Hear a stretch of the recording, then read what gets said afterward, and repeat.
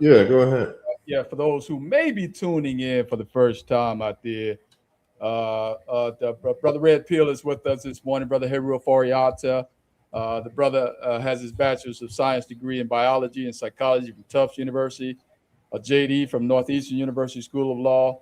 He's the founder of Herbal Results Industries, where he is a creator, inventor, and manufacturer of herbal medicines that has achieved many consistent reversals of serious illnesses. So, Heru has been an early investor in Bitcoin since 2012, Tesla since 2015, and also began trading Forex in 2005. Over the years, the brother immersed himself in deep study of various trading systems and emerged with a unique, consistent, and successful trading methodology with a high percentage of profitable trades. And we're all invited to witness, mirror, observe, copy, and analyze his trades. You know, you can go get your weekly, monthly, or yearly subscription. The brokers and trading platforms that Heru presently uses is Hugo Sway, Forex Pairs, Meta Cryptocurrency, and indices. Robinhood is also used for stock options, so you're free to use your own preferred brokerage platform. Thank you, brother. It's all yours, man.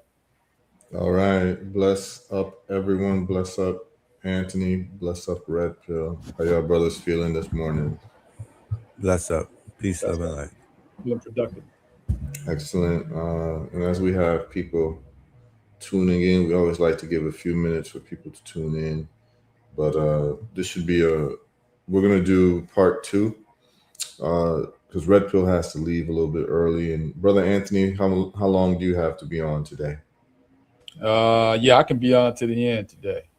Okay. So what we're going to do is we're going to do 2-part of this conversation so that Red Pill's audience can benefit from this conversation as well.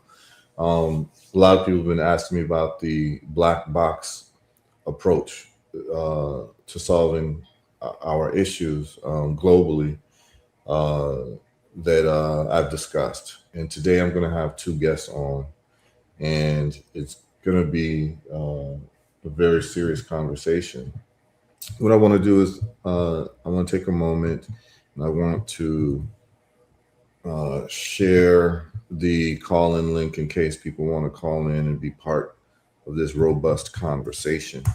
There's a lot going on right now. We're going to look at the investments that we've made and what the vibes is on that. I'm going to show people in real time how to actually how you can buy a stock on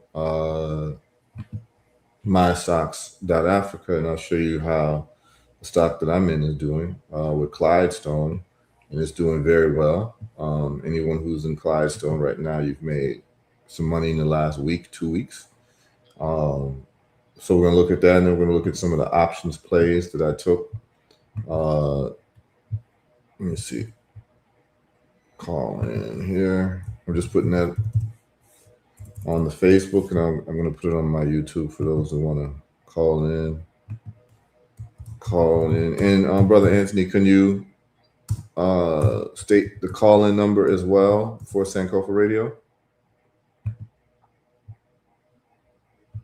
You there, Anthony?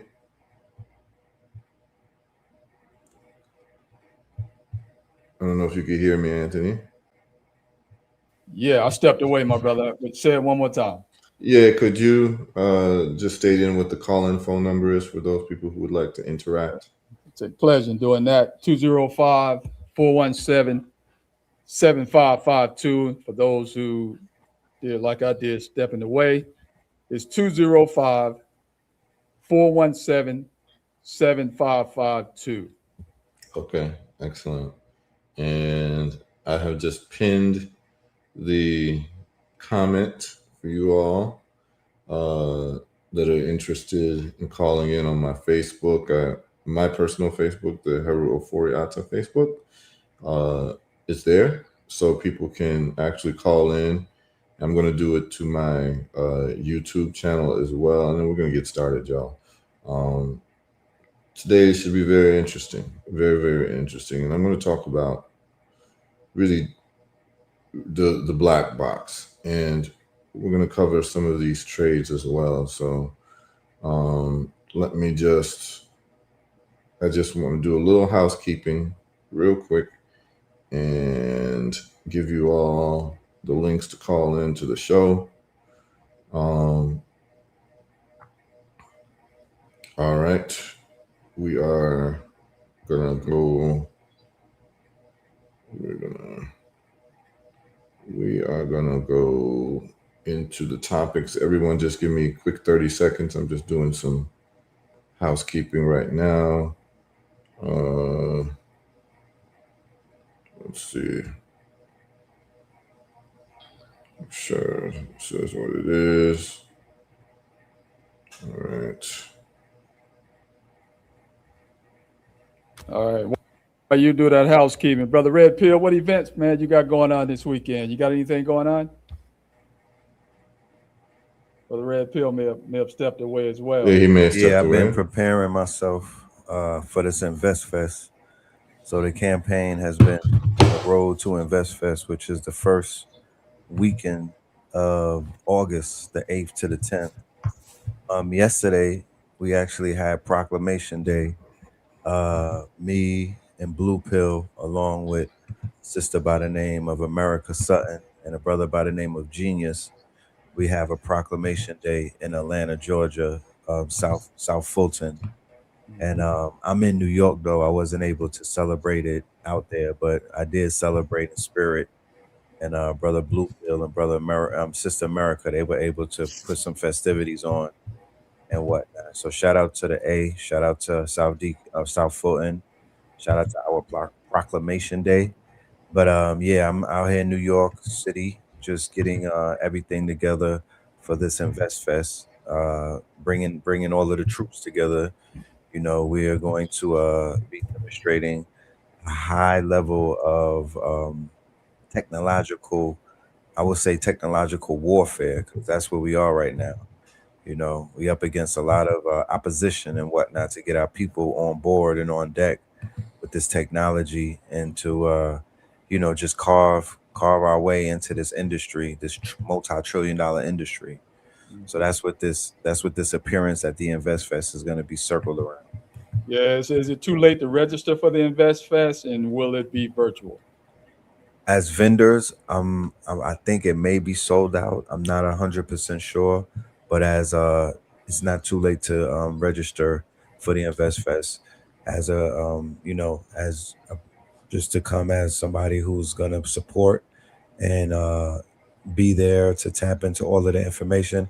I tell everyone it is the best $300 that you can spend to come and network and to tap into be in a room with about 30,000 investors and melanated people whose mind is on investments and whose minds are on the same thing, on the same frequency that you may be on. So yeah. Yeah. Well, what do you tell our folks over here, man, where you can go and register for the event? I'm sorry, say that again. Where can we go to register for the Invest Fest? Oh, okay. I believe it's investfest.com.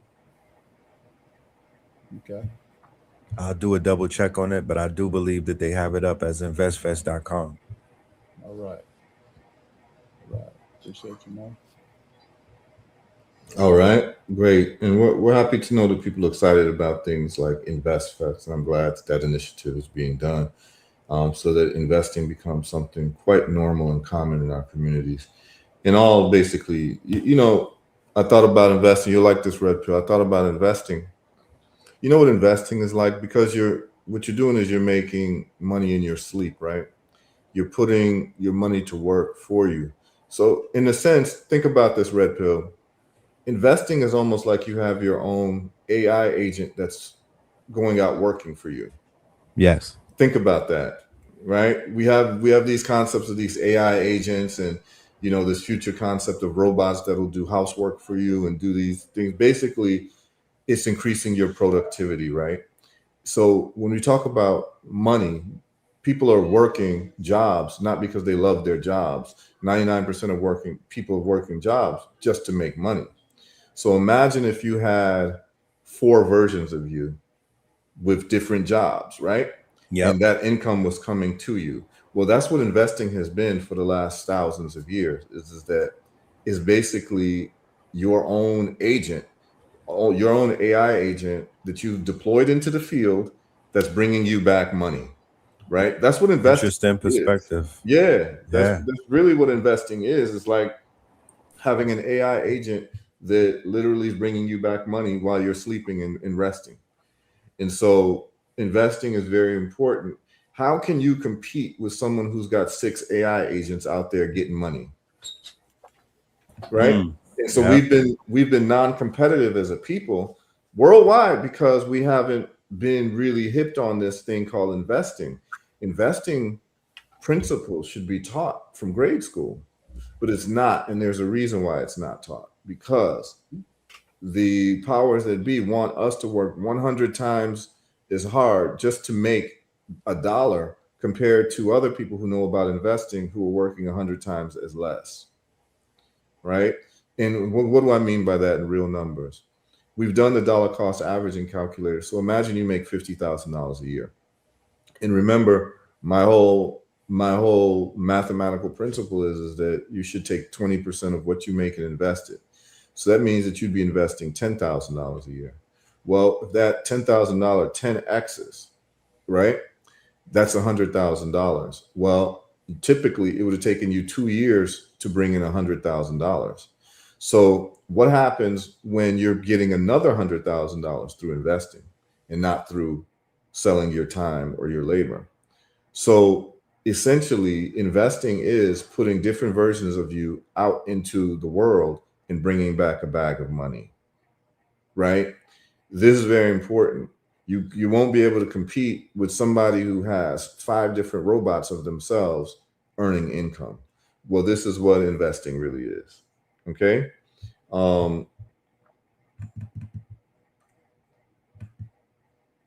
Yeah, big up Chef Camacho. I think you sent me an email yesterday, Chev. Is that you who sent me the email about the skin issue? Is that the question you're about to ask? Because I was going to answer the email after the show today. But if I think that's you, Chev, I'll go back into my email and see if that was you. But I'm sure you'll just go ahead and type the question in here. And if that was you with the person who had the skin issue, yeah, that was you, seborrheic dermatitis. Yeah, there's a way we're going to deal with that. And that's easy. We have it. You could just get ivermectin cream. You can mix it with castor oil and you rub it in the area 2-3 times a day. Or you can get ivermectin cream and you can mix it with DMSO cream, and it should take care of the problem. And if you need it, contact us. We have the cream. I think I have it here somewhere. Yeah, we can ship it to you, Siobhan. Yeah, so don't worry about that. All right, we got you covered. All right, and we see in the morning here we've got the great Tabia Yatunde is tuned in. She made a big up in her messages. Says, Heru, you are extraordinary. Give thanks. You are extraordinary too, my good sister Tabia Yatunde. And I want to congratulate her because I saw a post that Tabia Yatunde is now a mayor of a town in Oklahoma. So we got Mayor Tabia. Yeah. And some of you may know Tabia. Right. Tabia is on herbalresults.net website testimonials. All right. Stage 3 endometrial uterine cancer reversal. Right. Using herbal results, olive leaf extract. And so people want to know more about Tabia's journey, hear more about Tabia, just go to herbalresults.net, go to testimonials, and you'll see Tabia there telling her story. Beautiful sister who cares about our people. I'm happy to know that you were tuned in, my sister. And we've got the great and powerful Kai Wilson in the house. Those of you who want to know what a go-getter is and somebody who is proactive, link up with Kai Wilson, because she's not playing any games. She's very serious. She's an early investor in Bitcoin, and I believe she's now in She's now in Clydestone as well, with the mystocks.africa, which we're going to go over. And for the benefit of the people listening right now, before we get into the black box situation, because Red Pill has to leave at the top of the hour, so we want to get all the Red Pill listeners to tap into what we're doing. We're going to do a part 2 as well for the Know the Ledge folks as well, because I think Red Pill will have to tap out unless people want to, migrate over to the Facebook or the YouTube that we have running on Sankofa. We can continue the conversation. But yes, Kai Wilson says Clydestone is up today. Yes, Clydestone is up every day. We everyone's laughing. And here we go. Tranquil Moon says, got my Clydestone last week. Listen, Brother Anthony, how do you feel about how we have transformed the conversation, man, where people are actually investing in Africa, not because of some type of romantic feelings, but seeing it as actually a financial benefit to invest in Africa. This is changing the conversation. How do you feel about how we've been able to pull this off? Not only that, just got a call yesterday from a brother, listening to the program, investing, but going to reside on the continent. So you're changing the minds of our people, brother. Hey, can we do this? And we got a caller on. Can we take a caller real quick? Yeah, we can. Hey, caller, you on with Brother HERU and Brother Red Pill? Are you there? Can you hear her fine, everyone? No, can I hear her? All right. Go ahead and talk a little louder, sister. Okay, Brother HERU. Yes, I can hear you. Hi, morning. How you doing? This is Siobhan from St. Croix. Your friend. I spoke to you all the time. Siobhan, bless up from St. Croix. Big up St. Croix. Red Pill got roots in St. Croix too, so I'm sure he'd love to big you up as well. Big up all the people in St. Croix. VI Massive, same way, So I've been following you for a long time. I'm one of your investors and everything. Mm-hmm. So I'm trying to get into the mystocks.africa. Mm-hmm. I did my account and everything. I'm alive, but I've been trying to transfer some funds in there for like 2 weeks now. Okay, you've asked the right question. I'm about to walk you through it right now, Siobhan.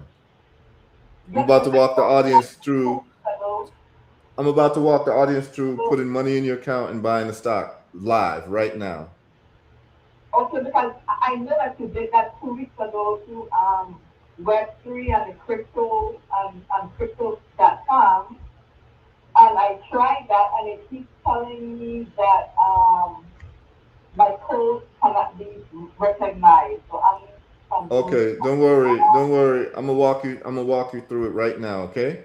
Okay. Well, All right. So your call was very timely because I'm gonna walk everyone through it right now and show you how easy it is to do it. Okay? Have a good day. All right. All right. All right. Thank you, sister. All right, y'all. So yeah, that's a call from St. Croix. And just please know that we have listeners from all over the world. People contact me. There was actually a sister in China. I think it's a sister from Louisiana who's doing some type of not-for-profit work in China contacted me saying she watches the show. We've got people in Australia watching. We've got people in Cambodia watching. We've got people in Lagos watching. Big up the Lagos Massive, same way. Folks in Liberia, Sierra Leone. We've got folks in, of course, Alabama, folks in New York City, folks in London, folks in Paris. We're worldwide and we're bringing value to the people. So without further ado, I'm gonna walk y'all through how you can easily fund your mystocks.africa account. And well, let's just do this first. Why would you want to fund the account? Okay. Why would it be important to Kenya is in the house, Truth Seeker. Big up Kenya. Is that Nairobi, Arusha? Where are you at in Kenya? Diani Beach, you know what I'm saying? That's one of my destinations, hopefully this year, to go to Diani Beach, Kenya. I actually want to put up a roots reggae restaurant, you know what I mean, with live performances in Diani Beach. That's one of my bucket list items to do with my life is to actually set up a place in Diani, right on what they call the Indian Ocean, which we renamed the African Ocean. Beautiful waters there, and so we're looking to do that. It's not too far from Mombasa, you know. Oh, you in Lamu? Okay, big up the Lamu, massive man. Lamu is also a beautiful place, man. I know in Lamu, life is just laid back. That you know, a lot of people riding donkeys to get to place. That's how life is just laid back in Lamu, and beautiful beaches there as well. So big up Lamu, massive. You know, Tennessee is in the house in the form of Twyla. Big up Twyla. You know, we got listeners all over. So let's get into how you can easily fund your MyStocks.Africa and why you want to do that in the first place. So check this out, y'all. MyStocks.Africa. You all are able to see the screen. Can you let me know, Brother Anthony Red Pill, if you can see screen? Yeah, we got good morning HERU right there. All right, there we go. So check this out, y'all. I'm only in one stock right now, which is, and I'm dollar cost averaging. So you see my levels, and you see right now I'm at a 15% increase in my money. Right. So I've made $100 by doing nothing but just investing within the last week or two, right? And it's going to be increasing as every week I'm putting money into the account. So check this out. We're going to go into, what am I in? I'm into Clydestone. So I'm in Clydestone, and we're just going to look at the Clydestone chart. Why am I in Clydestone? Because it's the best performing stock for the last 365 days on MyStock.Africa. It just happens to be in Ghana. And there are other stocks too. There's some Nigerian stocks I'm going to be looking at that we'll talk about next week. But look at the chart. Up and away. Everyone can see that with Clydestone. Yeah, up and away for sure. Yeah, up and away. That's it right there. Look at that. Up and away, y'all. Okay, but look at the price. The stock price is 37 cents. Mm-hmm. You know, it's got a lot of upside. And Ghana money, Ghana cedis which is the form of the dollar in Ghana. It's called Ghana cedis. It's $4.38. 4.38 Ghana cedis, but in terms of US dollars, it's 37 cents. Okay, so this is what's important for y'all to look at. In 1 year, it's gone up 4,700%, which is a 48x return. That means that if you put $10,000 in a year ago, you'd have $480,000 today. Okay, you'd be having close to $500,000 if you started this a year ago and you front-ended $10,000. Okay, in the last 3 years, you're looking at 14,500%, which is 146x. Okay, so in the last 3 years, you'd have made 146 times your money. $10,000 would be $1.4 million. Okay, $10,000 3 years ago would be $1.4 million. This is just what it is. Okay, and so we want to get in on this action. What is Clydestone? Where they're transforming payment systems in Ghana and West Africa. So this is a big deal. Right, so they're always making money because they're getting pieces of transactions because they're handling the transactions in a smooth way in West Africa. Okay, so this is very, very serious. So what do? We say we want to get into this. So what happens is that you have to go ahead and buy. So what we're going to do is we're going to fund the account. How are we going to fund the account? Well, when you go to wallet, you have three choices to fund your account. Okay, you go to deposit, and then you will have the option through your bank, which takes a long time, by the way. It takes like, I think, a week or two to get the money wired from the bank to appear. Mobile money, that's more regional. The credit card, but they take 3.5%. But Web3 is free. So we want to do Web3 and find out what that means. But what Web3 just means, cryptocurrency stablecoin. Question is, how do you get the cryptocurrency stablecoin? Well, it turns out that you can go on Robinhood and buy cryptocurrency stablecoin immediately. So Can everyone see my Robinhood? Oh no, here it is. Here's the Robinhood page. Yep. Can you see it? We got it. Intel. Okay. What we're going to do is just make sure that you have money in your account, in your Robinhood. You're going to link it to your bank account. Your debit card is going to be automatic. A debit card deposit is going to be automatic. You just go ahead and do that. And then you're going to go to USDC. Does everyone see USDC? It's a stable coin. It's just pegged with the US dollar. So it's always going to be $1. Okay. And what are we going to do? We're going to buy USDC. So what I'm going to do right now is I'm going to buy $100 of USDC. Okay. And right there, we're going to go review order. Oh, wait, hold on. I'd have to draw. Let's do $50 because I'd have to take it from, I'm just going to take from the money I already have there available, and I can add more always. So we just do $50, the same thing, same concept. Go right here, review order. And then I'm going to scroll down to submit buy. Done. Okay. I now have $50. UCC says $50.96 in USDC. Does everyone see that? Got it. Okay. Now, what's the next step? The next step is I want to send the USDC to my stocks.africa account. How do I do that? Well, you need to copy the address, which they have right here. Do you see right here? This is my stocks.africa. You will see this right here. Under it is also the link for the address to deposit the money. Watch this. You just hit copy. It says copy. Oh no, sorry. You all didn't see that. All right, here it is. On the deposit, you hit Web3 and then you will see the QR code. You all can see it now? Yeah, we got the QR code. Okay, but below it, it has the actual address. You copy that address. Okay, and then you go back to Robinhood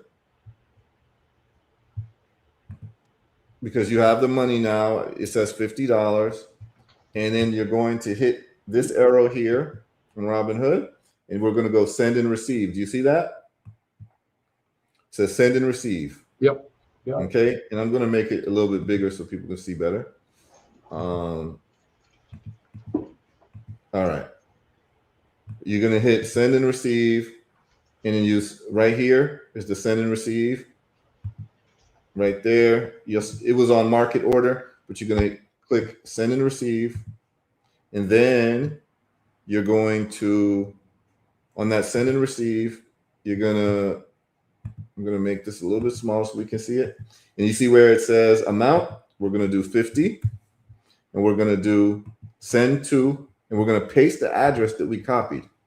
Okay. And then continue. All right. To send it, you're always going to pick Ethereum network. Don't use any other network. Ethereum network. Okay. So you click that. And then we are going to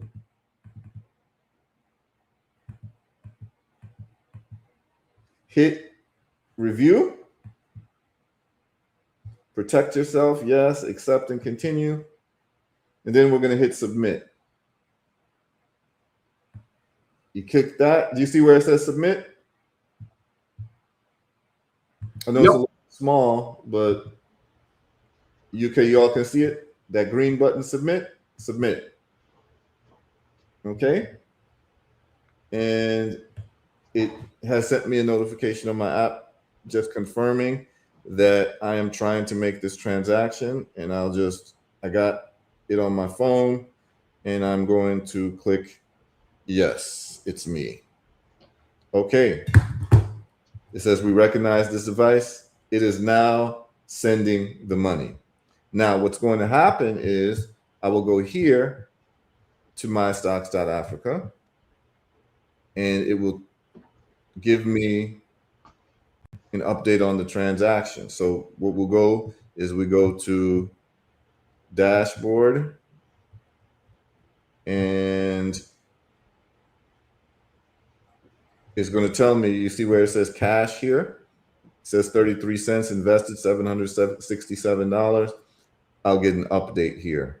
Or you can go to wallet, and you see where it says US wallet, it says 33 cents. When the money has arrived, it is now 9:31 a.m. Eastern Standard Time. At this 33 cents, we will see when it updates to $50. We'll see how long it takes to do that. It should be a few minutes. When that's available, we go ahead and we buy more stock. We rinse and repeat. Okay, so we'll just wait for that to update. But that's it right there. Okay, now what we're going to do is we're going to look at some of these options that I did yesterday. So those people who are the subscribers to HERUtrades.com, you would have gotten an email of some options plays that I made yesterday. So what did I make? I did Intel,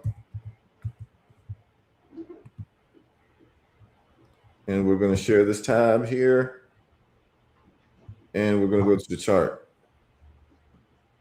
Why did I do Intel? Because of what the chart is telling me. What's the chart telling me? We go to the yearly look, and we go to the weekly interval. What are we seeing? What are you noticing? As this is rising, what is it doing? Remember, it's always like a wave. Nothing just rises, right? It goes up and down, right? What are you noticing? These are EMAs. So these lines are what they call EMAs, exponential moving averages. And what you'll find in trading is that price, which is these candlesticks, like to bounce off of EMAs. And so we look at the history of Intel, and what do we see on the weekly chart? It likes to bounce off of this pink EMA. Do you see it? Oh, yeah. You see how price likes to bounce off this pink EMA? Well, what do we have this week? Price came off of the EMA. So now we have the trampoline effect. So what did I do? Remember, the first principles thinking is buy low, sell high. So here's the low. Look at the stochastic low is here. Again, every time it hits that stochastic low, what happens? It's a trampoline. Well, we're at stochastic low and we're at the TDI low. Okay, which is the RSI relative strength index, plus coming off of what we call the 22 EMA, bounce, boom. So I hit it with an option. The other option that I did was yesterday, Microsoft. Why did I do Microsoft? I did Microsoft because if you look at the Microsoft chart, we start to see something very interesting. So in trading, you're always looking for structures, M's and W's. M's is when something is going down like this, and M, and a W is when something is going up. What do we have here? What does this look like to y'all? The beginning of a W. And this is the 1 year view. What happened? We're at the lows again. Lows. Look at this W forming off of the weekly chart. Look. Now, how does Microsoft behave when it hits this white line? Yeah, 1 second, please. In trading, the white line is called the mayonnaise. Okay, these are just little slang terms in trading. But I'm going to show you, notice the behavior of Microsoft when it hits the white line. What happens? It's like a trampoline. Do you see it? See here? See here? See here. These are the observations that people who trade and do technical analysis would be seeing. Every time, you see that? This is from 2015. Okay? If you'd have gotten to this in 2015, you could still be in this damn trade. Because what happened? It hit the white line, gave you the RSI low, gave you the stochastic low, and here we are. Okay, it goes up. I'm giving y'all literally the gems right now. Okay? Last time it hit the mayonnaise was December 22 here. So we went from 2015 to 2022. That's 7 years gap. And then the next time it hit was 2025. Well, it hit again. What did I do? I hit a buy on the options, and I'm looking to make a lot of money going up. You just have to know what you're looking for. All right, Those brother, people- stay right there. Yeah. Stay right there. Mm-hmm. Yeah. I hate to interrupt, but look, let's go to a caller. Black Ice he may have a question about this particular item. Black Ice, you there, my brother? Yes, I am. Thank you. First off, brother HERU, we couldn't see the chart when you were Oh, you know what? Sorry, y'all. Sorry. You all were looking at the wrong chart. Here it is. Okay. Thank you for pointing that out. Let me go back and point out what I'm telling y'all to look at. Thank you for pointing that out, caller. Let me just cover that real quick again. Thank you, because I'm not looking at the comments while I'm doing this. All right. I'm going to reiterate what I said. Okay. All right. I'm going to reiterate it. You all can see the chart with the white line here? Yep. Okay. This is the weekly time frame, which is a long-term time frame, which is what you want to use to trade because it's less noise. When you're doing the 1 hour, 15-minute, all of that, there's too much volatility, and we're into predicting movement. And so the more volatility, the less predictability. So you want to go to the higher time frames where there's less volatility, which means more predictability. This is just a first principles approach to doing this. Okay. Now, all right. What do we notice? Before you move further, let's see if the brother got a follow-up. Brother Ice, Black Ice, you got a follow-up? You got a question for Brother HERU? What I wanted to know is, are you able to fund the account, say, using a crypto bank like ATTA.com other than Robinhood? Yes, anywhere where you can get USDC and send it through the Ethereum network, you can use it. You can use crypto.com, you can use Binance, you can use Coinbase, you can use any exchange where you can exchange dollars for USDC or USDT, which is the USD stable coins. You can then send it to mystocks.africa. You do not need to use Robinhood. It's just really easy to use Robinhood, extremely easy. Okay. All right. Shout out to Red and KTO family. I'm sorry, I couldn't hear you. All right. He says shout out to the Red and the KTO family. Okay. All right. So let me go back to what I was saying because you all weren't able to see the screen. I was referring. You can see it now. Okay. What do we notice? We notice that the behavior of Microsoft is as follows. Every time, look at Microsoft just going up, up, up. And every time it hits this white line, which is called the mayonnaise, what happens? This is the trampoline effect. You see it? Look at it. Everyone see it? Are you able to see this? Red Pill, are you able to see this, Brother Anthony? Yes, we got it. Trampoline. All right. So here, this was 2013 when it did that. Mm-hmm. And if you got it on this trade, you could still be in it. In terms of if you just bought stock, this is your low point and you bounce off. And it coincides with the RSI low and the stochastic low. Okay? When's the next time it did that? Here. This was 2015. Corresponds with the lows. Again, this is the trampoline effect. We're going to look for another bounce off of what they call the Mayo, which is the white line right here. This was in 2022. So this was a good time to buy because this is the trampoline effect. Right. You buy low, sell high. Okay? This is the number one principle that does not go away. First principle thinking when it comes to anything financial, buy low, sell high. I don't care if you're in a communist economy, a capitalist economy, socialist economy, quasi-capitalist, crony capitalist, whatever it is, whatever financial system you are in is always the same. Buy low, sell high. So here's the lows. So what I'm telling you is that whenever Microsoft candles, which is the price, hits the mayonnaise, that's your low. So this is in 2022. You could have gotten to this trade and still been in this trade. Last time it did it again was 2025 April. We are at that point again, ladies and gentlemen. This is why I did an option on this. Right. Okay. And that's why all of my subscribers got that notice yesterday, because not only is it coming off of it, it's forming a W off of the Mayo, which is a strong indication of it going up. Okay, every single time Microsoft hits this white line, it bounces up like a trampoline, and this is where we did our option, and we're looking to make a lot of money going up. And my expiration date is in January. It's in December, or it's in July sometime. Okay, so I've got a year, okay, before this expires. So all I'm going to do is just rake up money in the next year to come and just sit down. Price may go down, but eventually it's just going to bounce back up. And we see the same thing for Intel that I got into yesterday. So I showed you the bounce off points. Intel's bounce off points is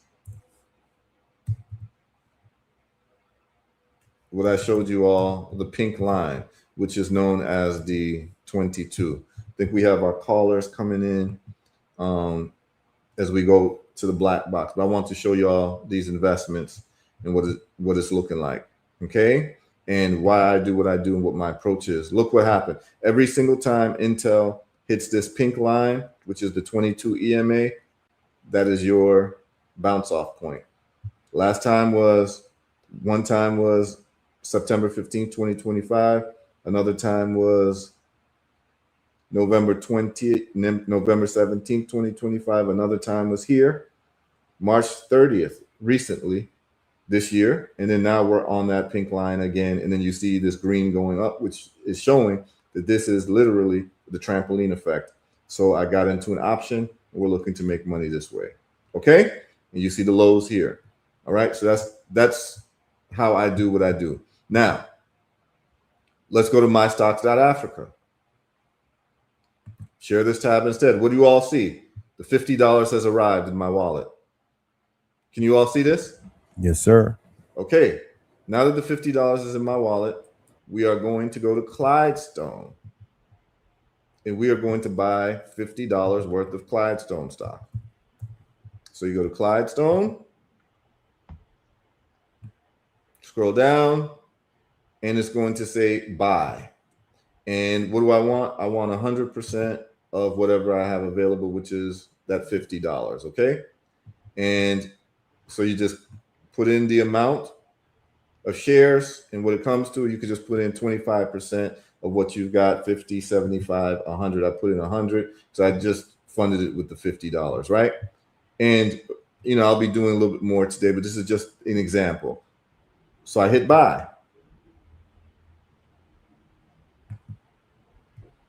And when I hit buy, Clydestone is going to tell me the order is in queue.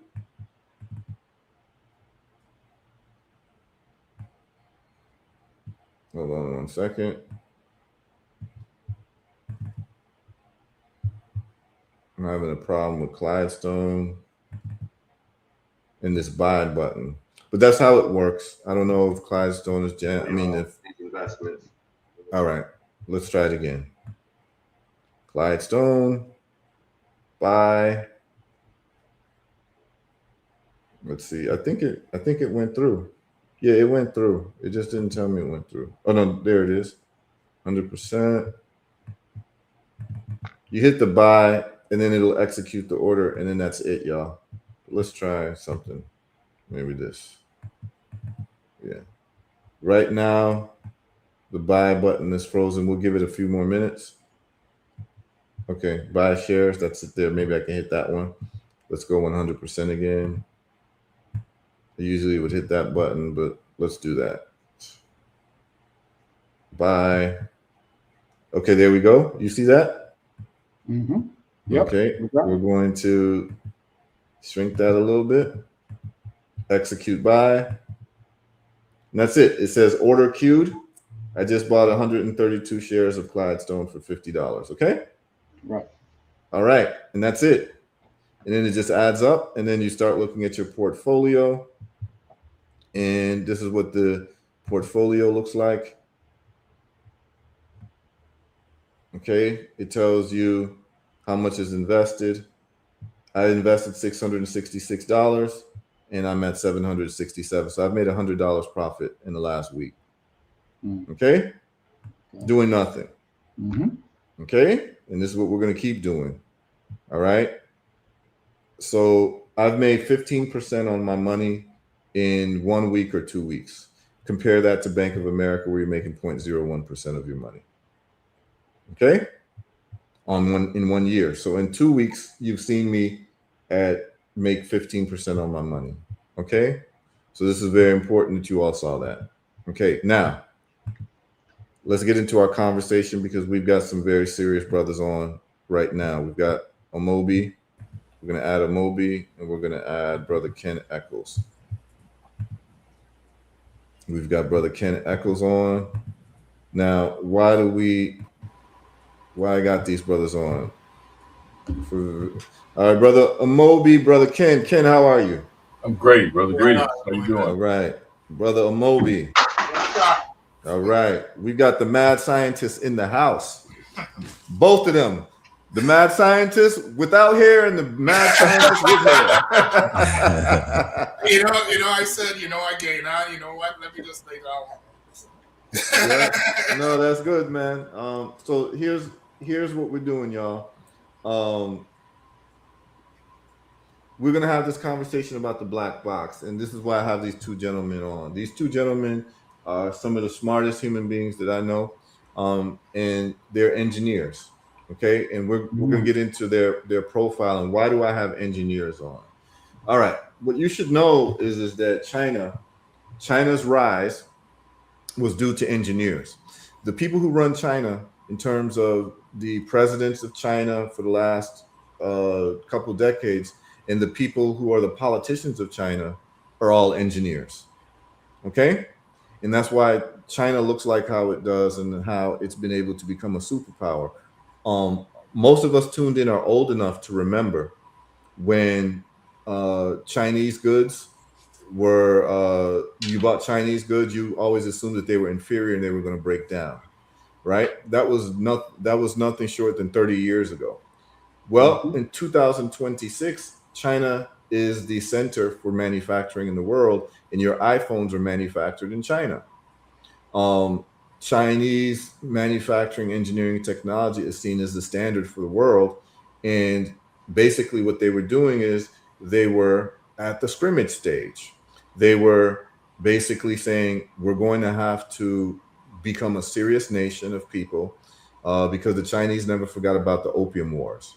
The Opium Wars was when Britain started pumping opium into China in exchange for gold, because they were at a gold deficit, because they were trading gold for tea, and the Chinese didn't accept anything but gold. So what happened was Britain started dumping opium in exchange for gold into China, and a boat was caught off of the coast of China full of opium from Britain. The Chinese seized the boat and destroyed the boat, and the British took that as an act of war, and that's how the Opium War started.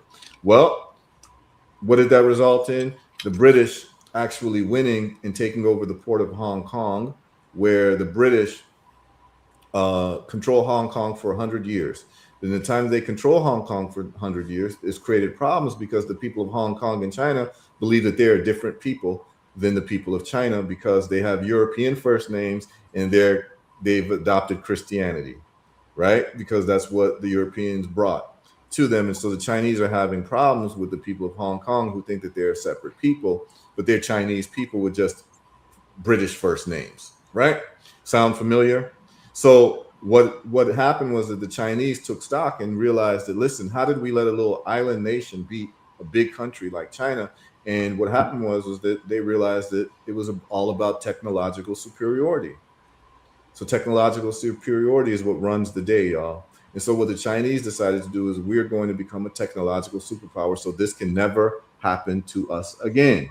So the Chinese began becoming masters in science, math, engineering, and technology.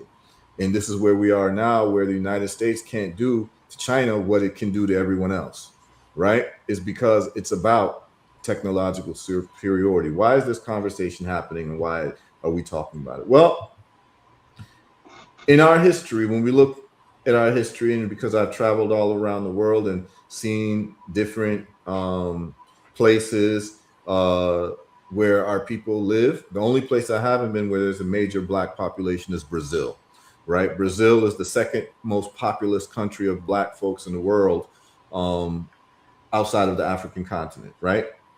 So,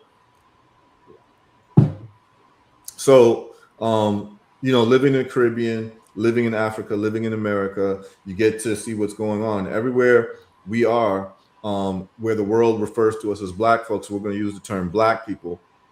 And actually, we refer to ourselves as black people in ancient Kemet, land of the blacks. It wasn't just the black soil, it was actually land of the blacks. And in Ghana, when we don't make distinctions on people's national boundaries, we call ourselves Obibi-4 or Obibini, which is black people, right? So you might refer to someone as Ashanti, you might refer to someone as Igbo, or someone as Nigerian. When we're talking about black people, in Ghana, we have a term for it, which is Obibini or Obibi-4. Okay, now, so we refer to ourselves as black even before white folks came around, Europeans came around. And next week, we're going to have Brother Obadale Cambone on, and he's going to talk about the work that he's doing in terms of engineering and linguistics, linguistic engineering. Now,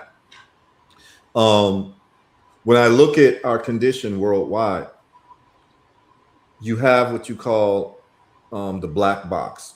What is the black box? I want you all to listen very closely because I've talked about the black box.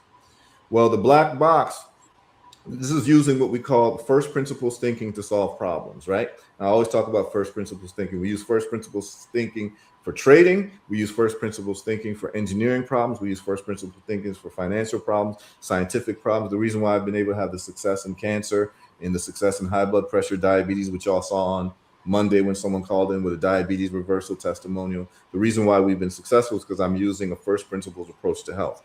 Well, when it comes to our history, when you use a first principles approach, you are pushed into a corner to have to think about the black box. What is the black box? Whenever a plane crashes, the only thing that survives is a device called the black box. Mm-hmm. And that black box has what they call telemetry data. It tells you why, how, and when the plane failed and the plane crashed. But the retrieval of the black box is not just an academic exercise. It is not just an exercise to get the black box to find out what happened and how it crashed. The goal of retrieving the black box is not only to find out how and why it crashed, but to make sure that the plane never crashes again. This is key. You want to make sure that a plane never crashes again, so you discover what you call the limiting factors that kept that plane from flying in the sky. And usually when we talk about first principles thinking, remember that first principles thinking asks you to do two things: define what are the immutable laws and immutable truths of a problem set, and two, to discover what are the limiting factors in the problem set. And when you do this, you're going to outperform everyone else. So when we talk about our history, as if our people, black folks worldwide, was an airplane, right? What caused our black box to fail? What caused our black box? What caused our airplane to crash? This is a question you'd have to ask. What are the two greatest limiting factors in the history of black folks that caused us to be colonized, enslaved, renamed, controlled, imprisoned, murdered, genocided, all of that? What are the two limiting factors of our history? And so I'm going to ask that of Brother Anthony and Brother Red Pill. Let's start with Brother Red Pill.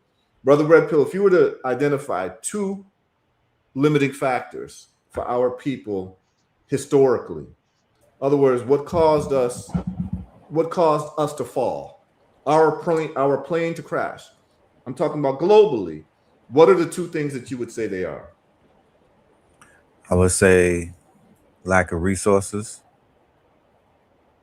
Okay, what's the other thing?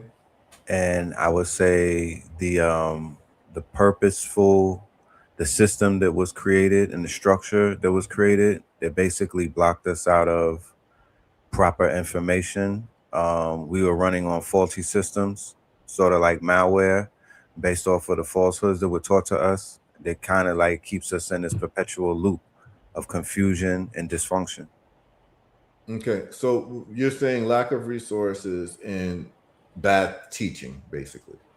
Yes. Okay, and Brother Anthony, what would you say if you I had say to that big. identify two things? Well, the big one is the teaching aspect, which is education of your own, and and I would say, along with the teaching and the education aspect of it, um, I think that's the biggest one, man. I can't think of a second one. Okay, so the teaching aspect. So then, when we ask that question, and like, what would be taught, right? Um, Survival skills, skills to actually thrive, and so forth and so on, right? But I would what say I'm going dollar cost average. to dollar It's the cost. lack of financial Mhm. education that has stifled us, I feel.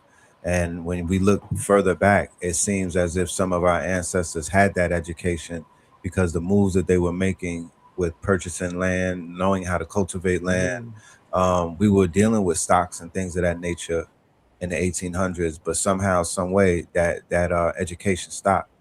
Well, we had Black Wall Street, which was named Little Africa, right? And folks were Right, investing and whatever. But what happened? We got bombed.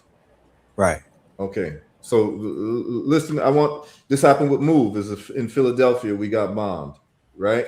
In in uh, in other parts of the world, we were also bombed, right? We were attacked, right? Slavery couldn't have happened without a military incursion into Africa, right? Okay, so here I'm going to just break it down for everyone, and I'm sure no one will agree. And this is why these two gentlemen are on, because I want to get to the point where I stop talking, where I let these two brothers talk, because you all need to hear from these two brothers, and there's a reason why. All right.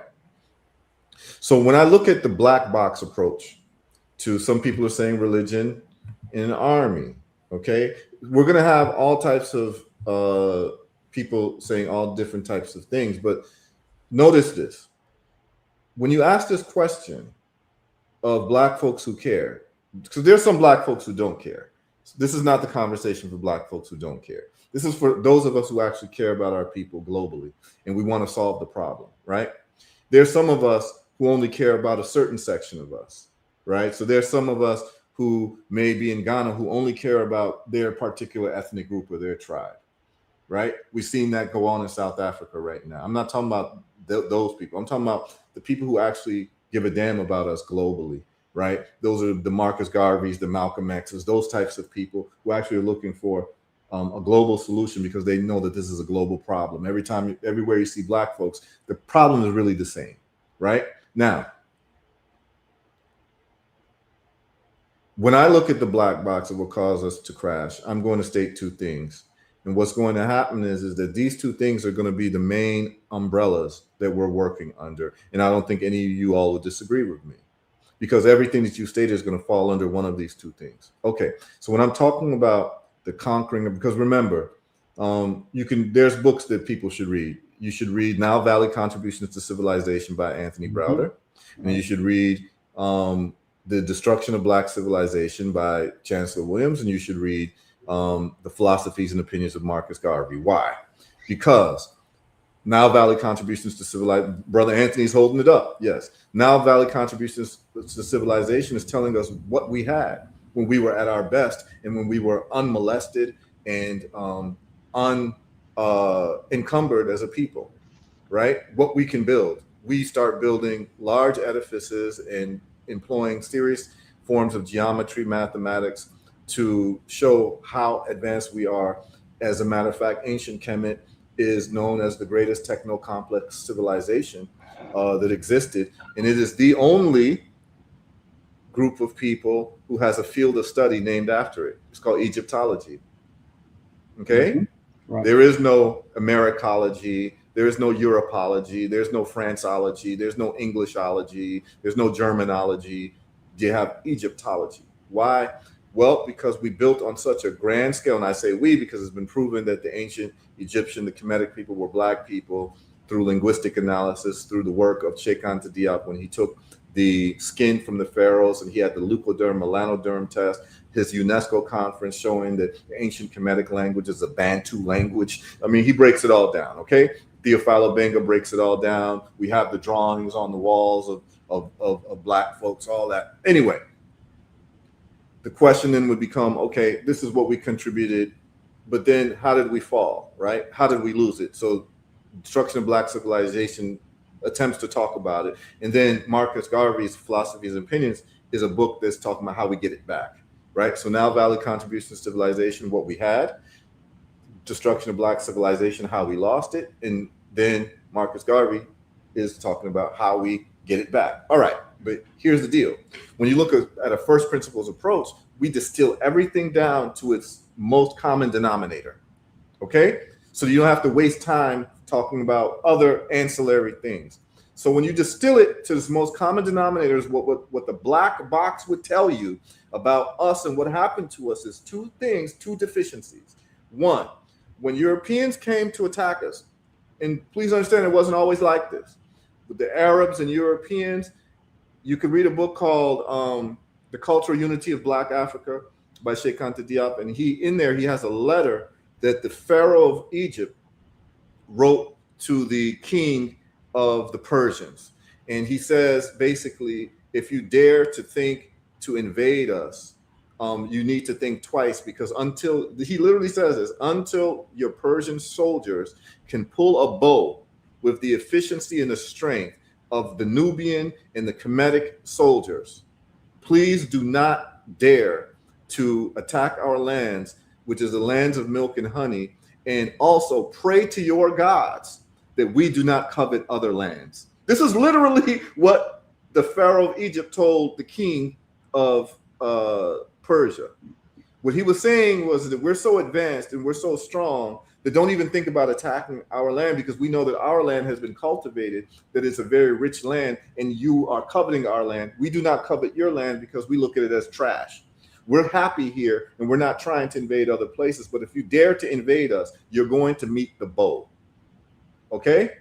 Because there was a certain type of Nubian, a certain type of Kemetic bow that was very powerful, which was a projectile. Okay, now, when we looked at that, we were able to defend ourselves because we had a high level of technology for warfare in terms of projectiles. We just had the most modern bows and the most efficient bows for warfare. Okay, time goes on and we end up losing our dynasties, and what happened? Alexander comes in, what they call Alexander the Great. You also have the Hyksos, all of this. So we start getting depleted as a people. All right.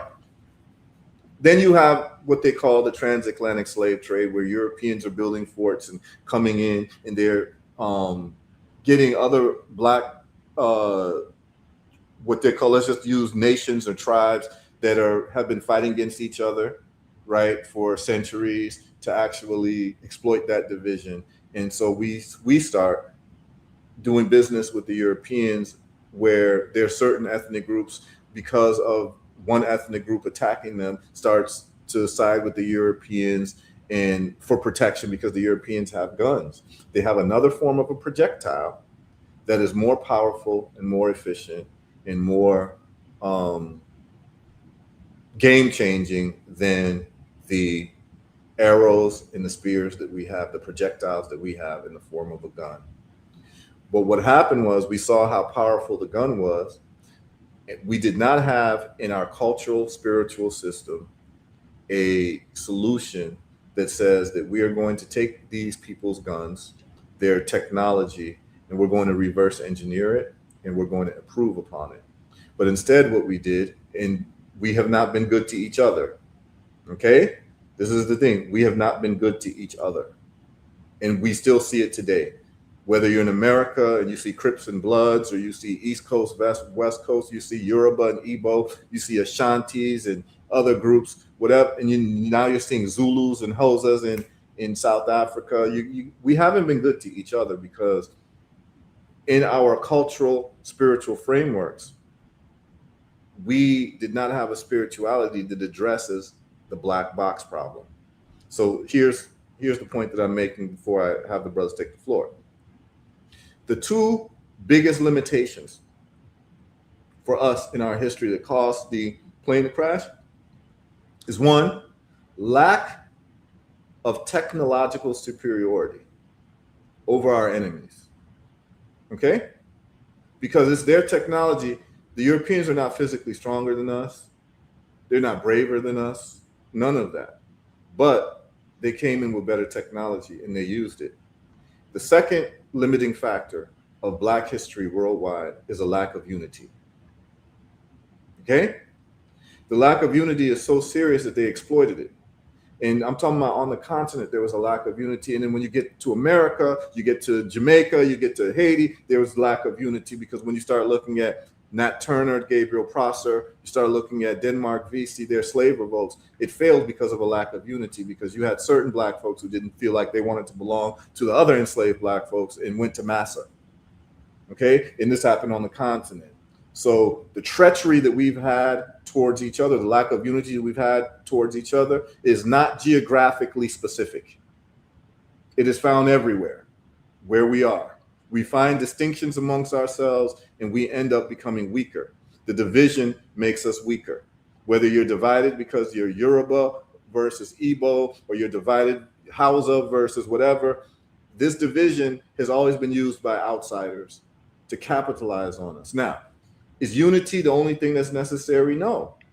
Unity is not the only thing, because you can be unified, but if you don't have weapons that can match their guns or improve upon their guns, we'll just die in unity. We'll die together, right?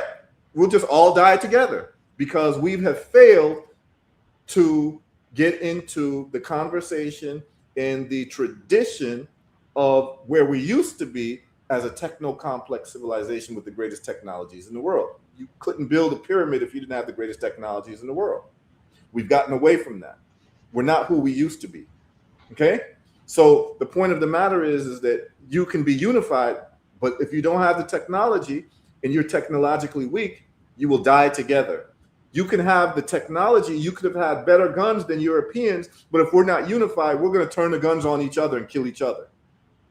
So when we talk about distilling the two biggest problems, the two biggest limiting factors for our rise as a people, the plane to keep flying, it is easily seen that it was a lack of technological superiority and a lack of unity.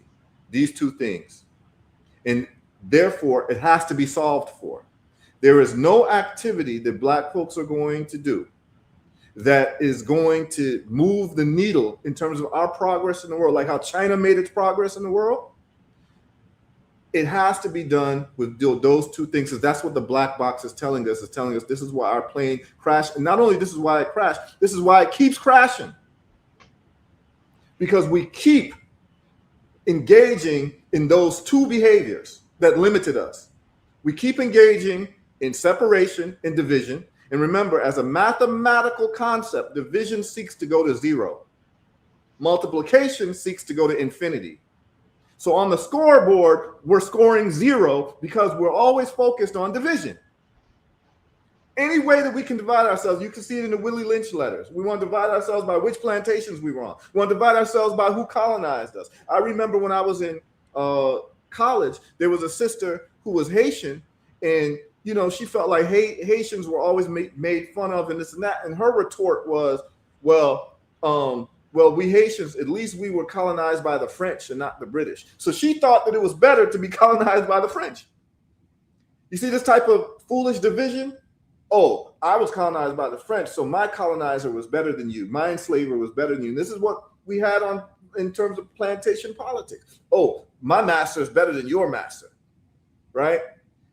My country is better than your country. My village is better than your village.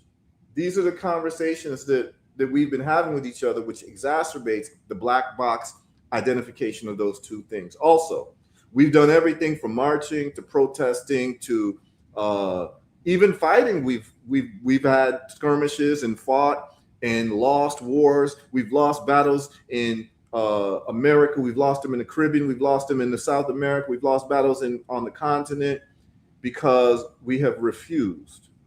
We have refused to focus on technological mastery, scientific, mathematical, and engineering mastery as a people. Okay? This is why we are being downpressed. The exploitation of our refusal, right? We can focus on athletics, music, entertainment, but Are we having parties for people when they graduate from university with an engineering degree? No, we're having parties for people when they get out of jail. Welcome home. We're celebrating things that don't matter in terms of what the black box is telling us. We are not telling our children that the most important thing that you could become is an engineer. Why? Because the engineer is the person who builds things. The engineer is responsible for your roads. The engineer is responsible for your cars. The engineer is responsible for your airplanes. The engineer is responsible for your defense system. The engineer is responsible for the electricity in your house. Okay? The engineer must be exalted in our culture. But how do you get people to actually behave? Okay. Well, black folks and other people, but black folks specifically, have a penchant for religion and spirituality. We are addicted to religion and spirituality as a people. And this is worldwide. And as a matter of fact, in the Caribbean and Africa, they say that in the Caribbean and Africa, there are more churches in the world per square mile than any other places in the world. In the Caribbean and Africa, we love religion more than the people who gave us the religions. There's something about us where we just are addicted to religion and spirituality. Okay, I've stayed away from religion and spirituality talk because I've just seen it that if you ask 100 people what is spirituality, you get 100 different definitions. And it's something that divides people and causes some type of separation. So I've always stayed away from public religious conversations. I've seen the public religious debates. They don't go anywhere. Why? Because religion is not based on logic.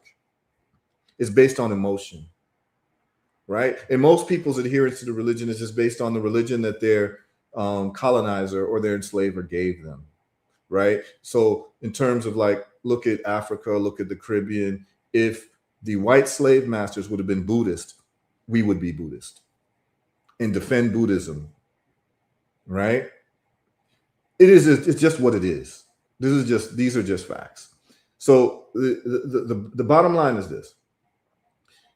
I don't talk religion. I don't try to talk people out of spirituality or whatever people want to believe they think is making them a better person. Because at the end of the day, to me, the most famous quote, my favorite quote is a quote by the sister Zora Neale Hurston. Zora Neale Hurston's quote is this, and you all should remember it and listen very carefully. She says, he who has created the idols never worships them, however tenderly he may have molded the clay. You cannot have knowledge and worship at the same time. Mystery is the essence of divinity. Gods must keep their distances from men. Listen to the first line she says. He who has created the idols never worships them, however tenderly he may have molded the clay. So the people who came up with these religious mythologies, they don't worship these idols. They don't worship these. It's for you to worship because it's about control mechanisms. Just like, I'll give you an example, like the guy who created the Backstreet Boys, you know, the singing group. And when they would go into the mall, all the girls would go crazy and they're crying. And the guy who created the Backstreet Boys does not go crazy and crying when he saw the Backstreet Boys. He who creates the idols never worships them, however tenderly he may have molded the clay. Okay? So the people who are giving you these religions, these things, is control mechanisms, and they don't believe in none of this stuff. Okay? But the people who have been conquered will believe in these things. As a matter of fact, I'll give you a quick story because I want to give up the floor to the brothers, but I want to lay the table properly. Okay? There is a story, there is a book called God's War Against the Indians. You all should look it up. It's about a group of Native people called the Panari Indians. Okay? I believe they're like in Canada somewhere. And so the white missionaries, because remember, understand that the religion that took over the world was through the Catholic Church in their armies. Okay?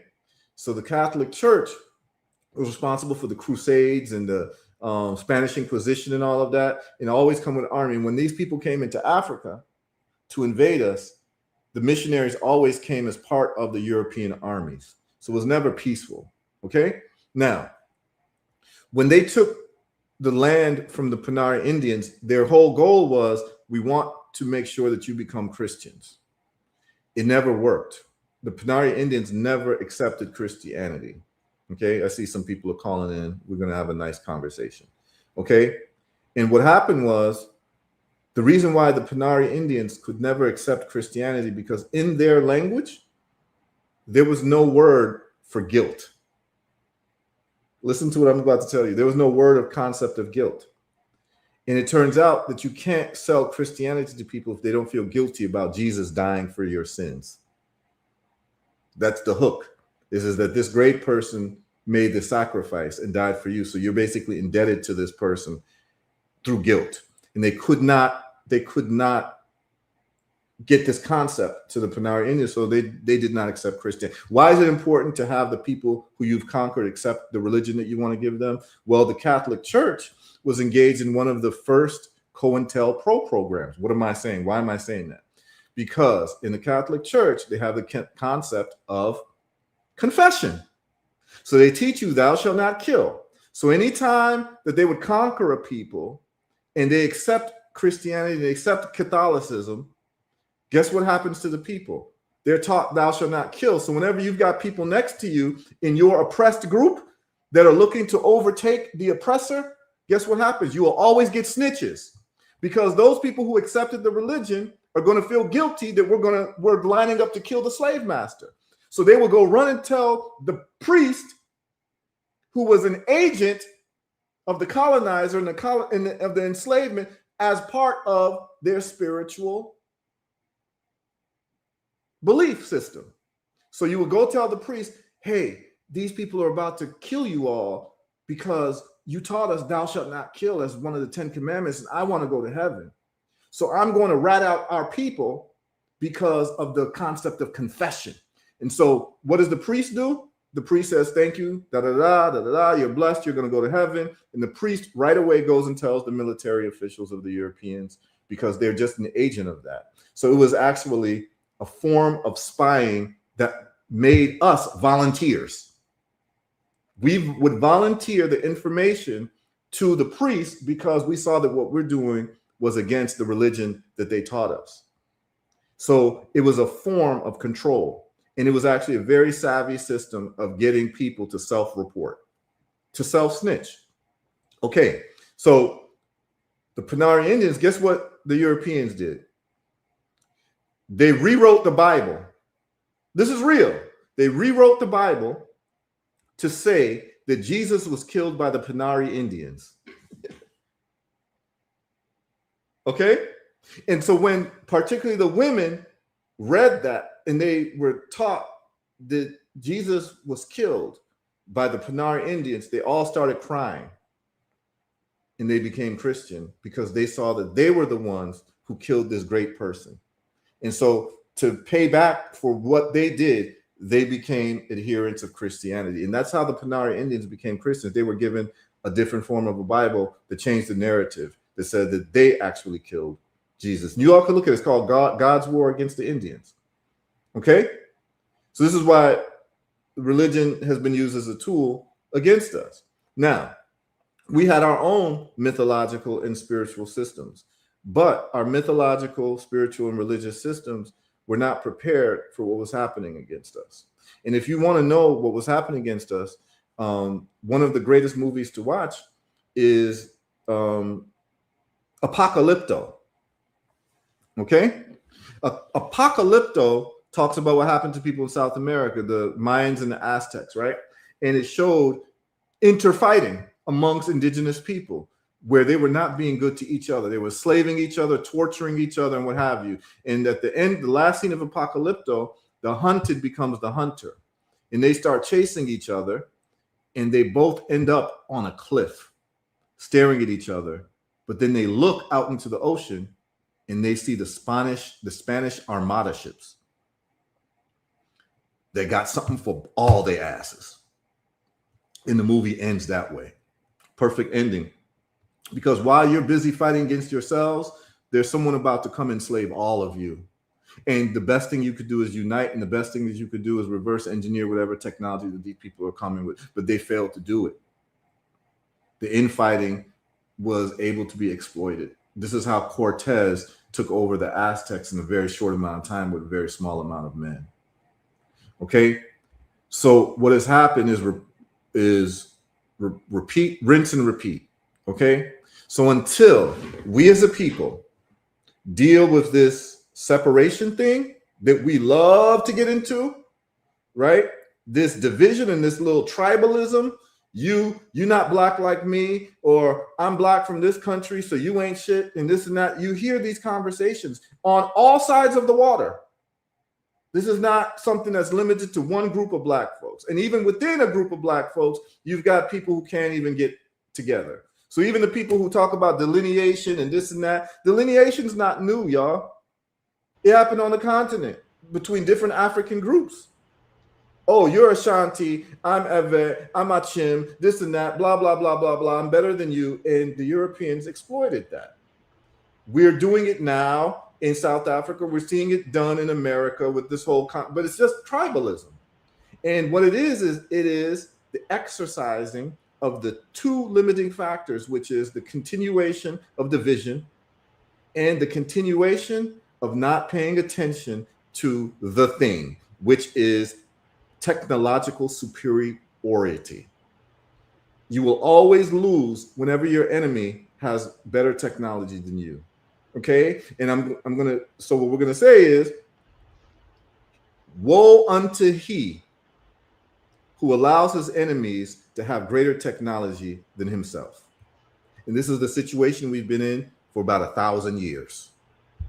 We've allowed other people to have greater technology than us. And if we're serious people, that means that the only thing that we're focused on is unity and technological superiority to solve the black box deficiency so that our plane can fly and never crash again. But we've done everything but those things.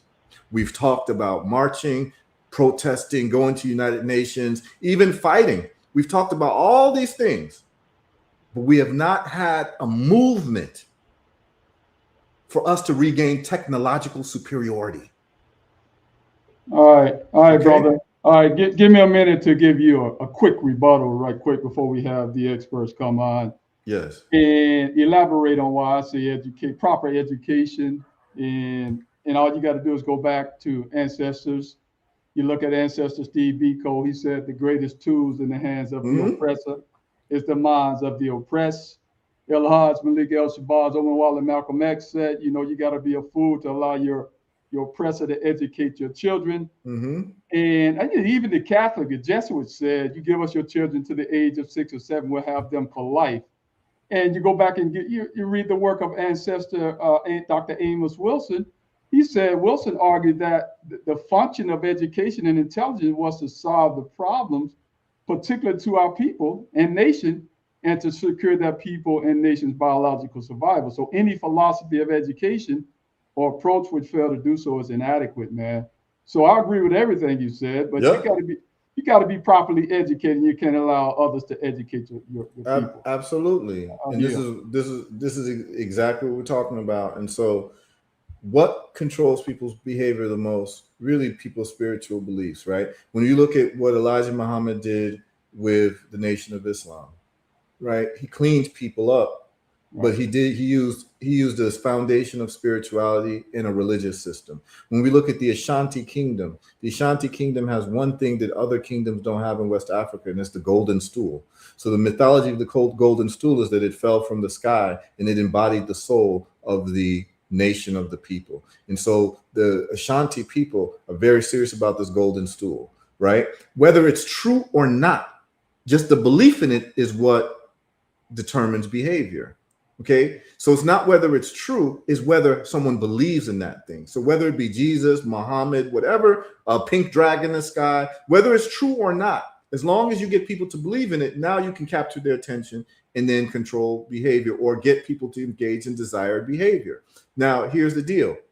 Our spiritual systems that we had developed did not have inside of it what you call an immune system reaction to when Europeans came with their guns and their muskets, for us to actually take their guns and reverse engineer their guns.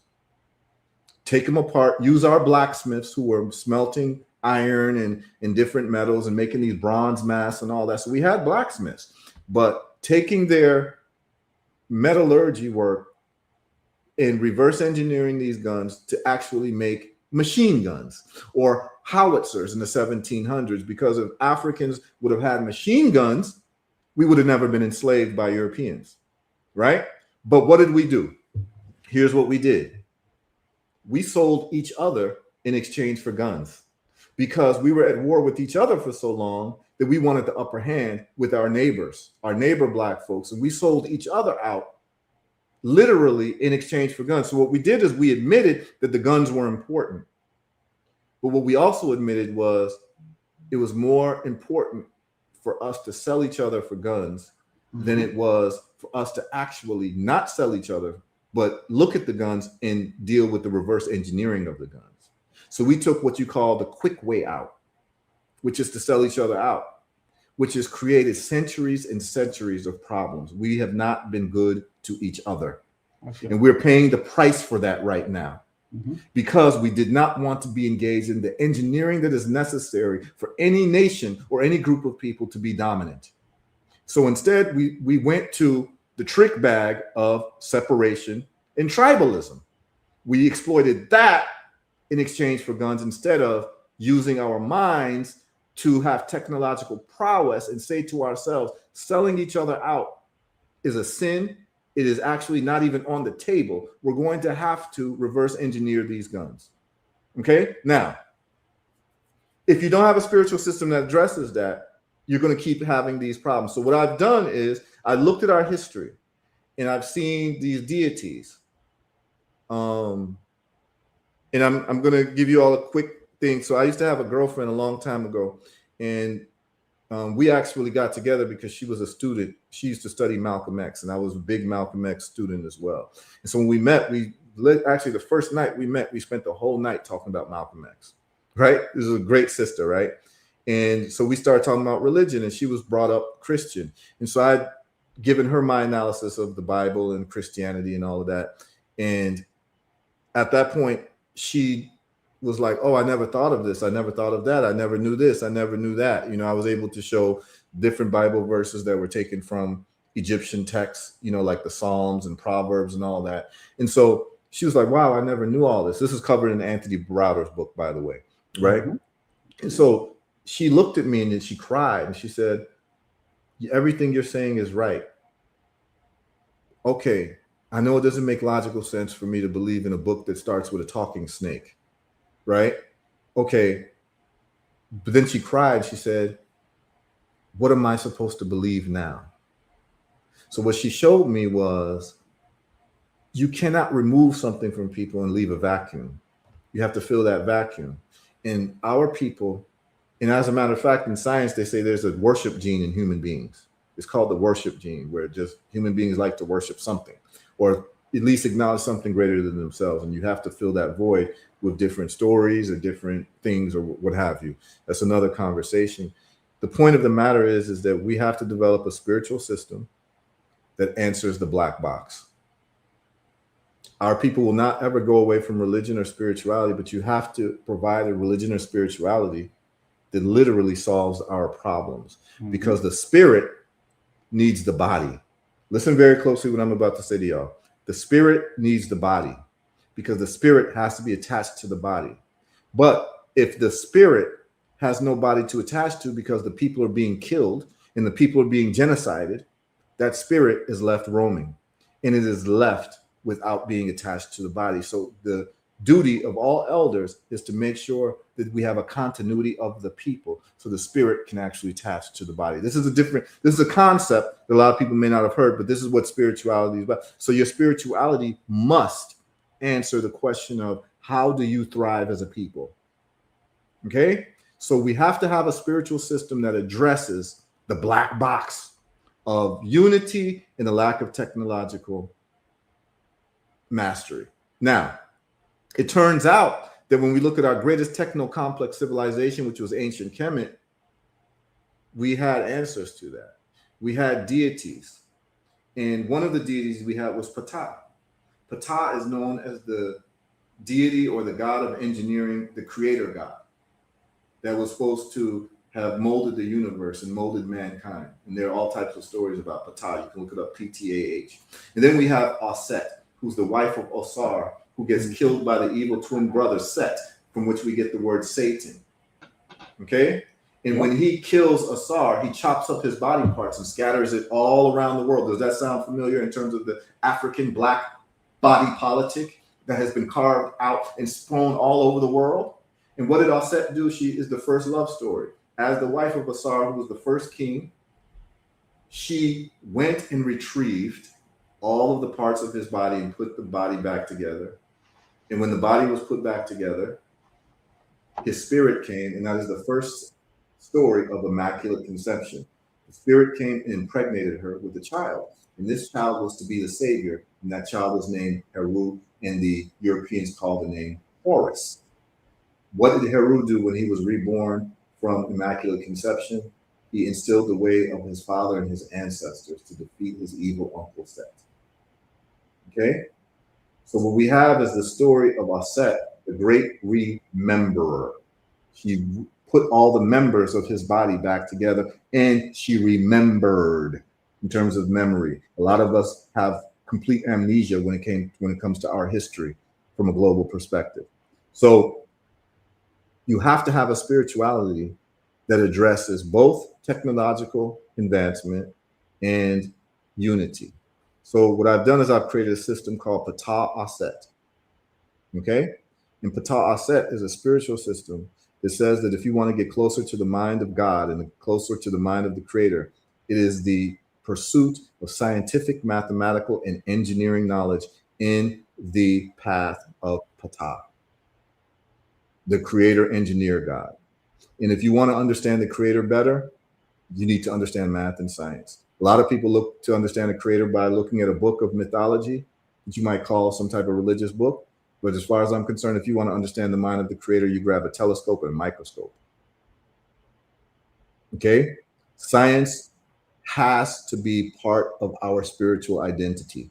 Mathematics, engineering has to be part of our spiritual identity if we're going to get out of the position that we are in. Also, unity, which is our set activity of putting all the pieces together, no matter where we are in the world, unifying us. So what I've done is I've put together a spiritual system that's called Ptah Aset Church. And the reason why I've called it church, Brother Anthony, is that legally, if something is a church, you don't have to actually file 501c3 papers and take tax-deductible donations by just having it called a church. So it's PtahAset.church. And what do? We are engaged in engineering, math, and science as a spiritual pursuit. All education. So our factories are our churches, and our churches are our factories. And in it is engineering, teaching engineering, science, and technology as a spiritual pursuit to get closer to the mind of God. And one of the mortal sins is Black division. Lack of unity is an offense against Aset, who put all the pieces together of the body politic, the body that was strong. So now we have rules and laws about unity and technology. And so I'm going to share the website with you all, and then I'm going to have these two brothers take over. And I'm going to be calling a bigger meeting worldwide, but I'm just doing it for the show because a lot of people have been asking me about this black box, and I'm about to share this right now with you all. You all can see it. Okay. PtahAset.church. So you see Ptah on the left, Aset on the right. Ptah is the engineer God, the creator, math, science, technology, engineering. Aset is the goddess of unity, of Black unity, who puts the pieces back together. Anything about Black division based on national origin or national location is an offense against Aset, and it is a mortal sin in our spiritual belief system. Anything where you do not take technology, science, and mathematics seriously is an offense against Ptah. Okay? So it says, discover your path to the divine creator. Through Ptah Aset, we fuse spirituality with scientific inquiry, guiding you in understanding the creator's mind through ancient wisdom and practical solutions, right? So here's what we have. Spiritual level 1, reverse engineering. all members of Patah set are going to be engaged in reverse engineering. We're going to start, and Brother Moby's on, we're going to start with cell phones, with reverse engineering smartphones. Brother Ken Eckel is on because he is a master of 3D printing. We're going to learn how to even 3D print phones, okay? Because if you cannot take apart all of the technology that the people who are oppressing you are actually putting together, you have no hopes to ever winning in any battles against them. So reverse engineering is level 1.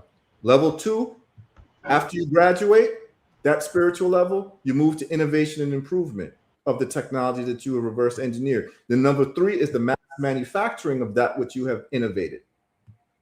Level 4 is invention. So now we've reverse engineered whatever it is, a telephone, a car, an airplane. We have learned how to put it back together and innovate on it and improve upon it. We've learned how to mass manufacture it. And then we get into invention, making something completely new. Then spiritual level number 5, unity as a precondition to resurrection and rebirth. That means that we learn each other's history worldwide, and we learn each other's languages, at least the majority of the languages. Now I have Brother Obadale Cambalone come on next week, who's a language engineer.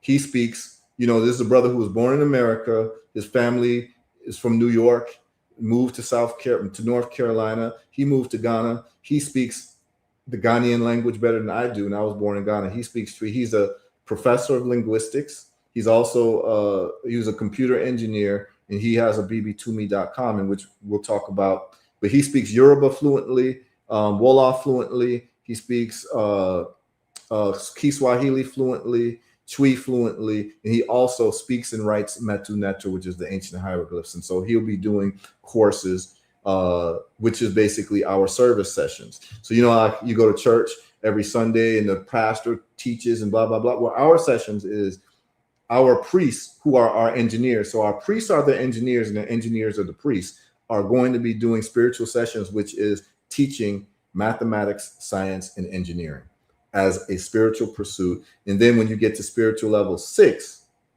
continuity and evolving through revelation, through instruction. So what's happening is that now you have reached the priest class where you can actually teach math, science, and technology after you have graduated all these spiritual levels. So when we go to what you call spiritual services live training, this is what we have lined up. We have smartphone reverse engineering with priest engineer Moby Christopher. He's going to teach you how to take apart a smartphone and all the pieces of the smartphone, put it back together, and innovate on that smartphone, because the brother has designed his own smartphone. And then we have, this is a Moby here. This is a Moby before he grew the hair. I asked him to give me a picture, and this is the picture he gave me. This is the brother right here, right? And we outline a curriculum. We're going to start getting people to sign up for the curriculum. And Ken Eccles, who's on, is going to be teaching 3D printing. This is the 3D printing machine that we're going to ask everyone to get. And Ken Eccles is going to get you spiritually aware through the science of creating and making, just like Patah. So all the children, all the adults will be masters of 3D printing. And that's Ken Eccles right there. Okay. We're going to be starting these courses very soon, and we're going to be able to take donations. Now, why is this important? Well, people donate to their churches all the time, but you're going to get a return on your investment, because number one, this is going to be the first time where you'll actually be able to get a tax write-off for the education of your children. We're educating all of your children to become engineers. Okay. And what's happening is that anytime you donate to Patah Asset, you can use it as a tax write-off, because we are legally a church. So now, instead of, paying tuition and you don't get no write-off on it, you can actually get a write-off on this, because we are going to be engaged in scientific, mathematical, and spiritual education as a necessity to deal with the black box. Okay. And this is what's going on. This is what needed to be created. Went ahead and did it. Every now and then I have a good idea, and this is what we're going to be doing. And I have a whole slew of engineers. I have about 15 engineers, civil engineers, electrical engineers. We're looking at nuclear engineers. We're looking at mathematical physicists. We're looking at theoretical physicists, string theory, all types of experimental physicists that are going to be on board, that are going to be teaching high levels of math, science, and engineering. And like I said, our goal is that every single building that we have is a factory that makes what we've learned. And the churches are the factories, and the factories are the churches, y'all. So what I'm going to do now is I'm going to leave the floor and have Brother Ken and Brother Amobi tell you about themselves and why they think that something like this is important and how they're going to be teaching what they're going to be teaching. Brother Amobi, why don't you start? Talk about your background and what you got going on in terms of all the things that you do. And let me see if I can put you on a spotlight. Hold on a second. And then Brother Ken, you go ahead and take over. Let me see if I can put you on a spotlight. Let me see. No. There we go. Brother Moby. Good day, everyone. My name is Amobi Christopher. Grew up on St. Croix, U.S. Virgin Islands. Grew up on a farm in the rainforest. And grew up around Kemet teachings. And went out into the world. Was in love with technology. I guess I used to watch Star Wars all the time, so it got me very, very excited about doing technology. Went into the armed forces and became a 31 mic, which is multi-channel communication operator. I used to deal with the communications. Worked for the power company, the satellite company. I always had this troubleshooting mindset. And just like HERU said, reverse engineering everything. So self-taught, now I am a cybersecurity engineer. For the last few years, I was a cybersecurity engineer. And I taught myself how to break down a computer from scratch, forensics on a machine. So I have a very versed background when it comes to technology. But what's happening now is I see a lot of division around the world, and it's by design, because right now artificial intelligence is open to everyone. And if we can concentrate and pay attention as a people, we can skyrocket.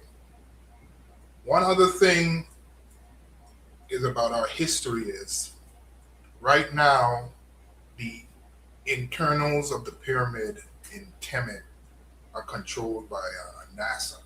NASA has the license to control all the technology inside the pyramid. Whenever they find our technology around the world, they claim it. All this technology that we see around us came from us. And if we can open ourselves to technology and don't worship it, use it as a tool, we can get back to where we need to be as a people. And I feel, one of my biggest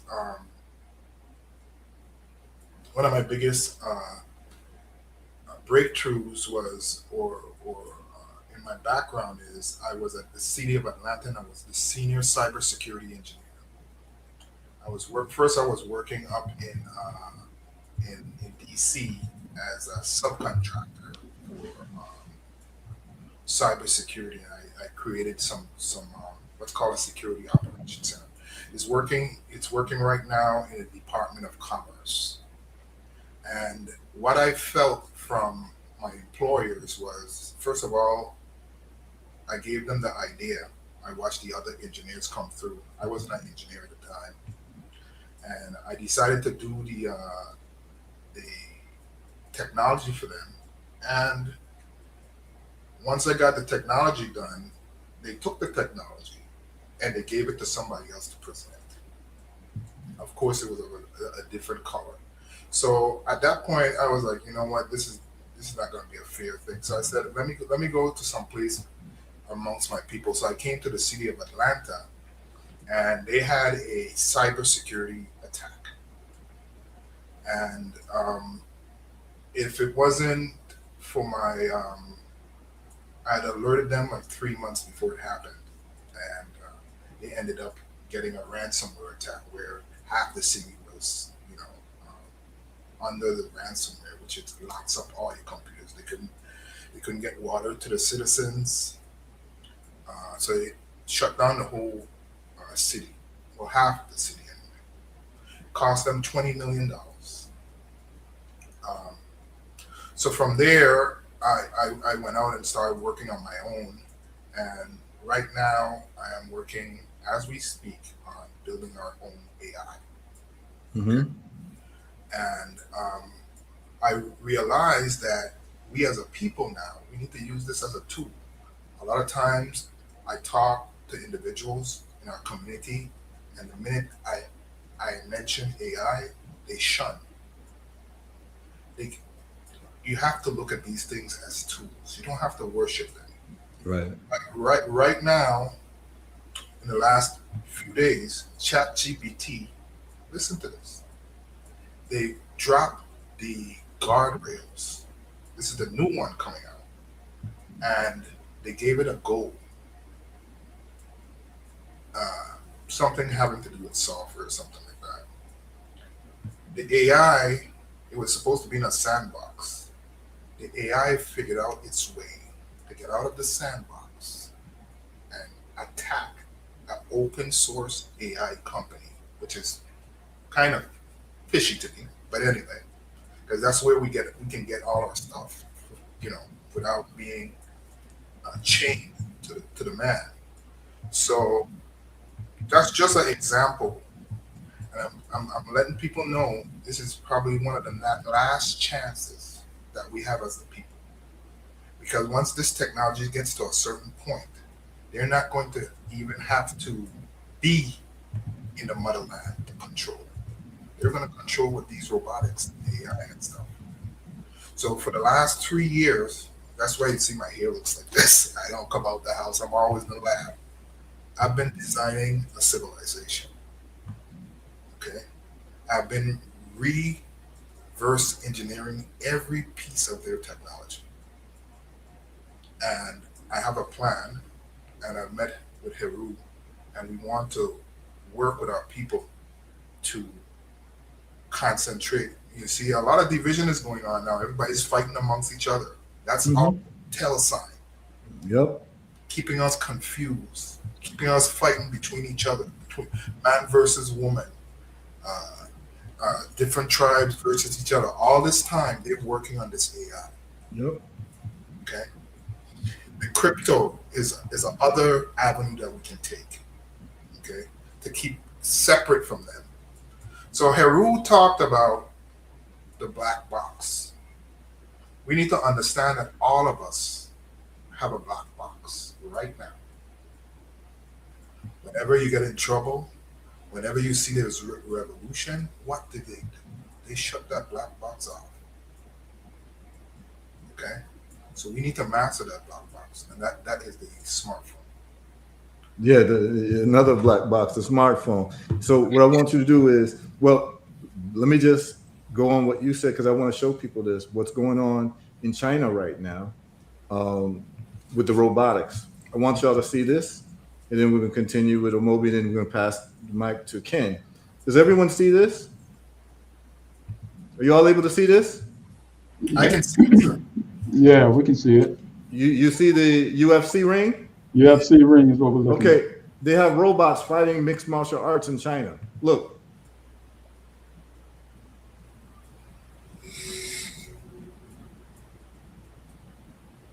See?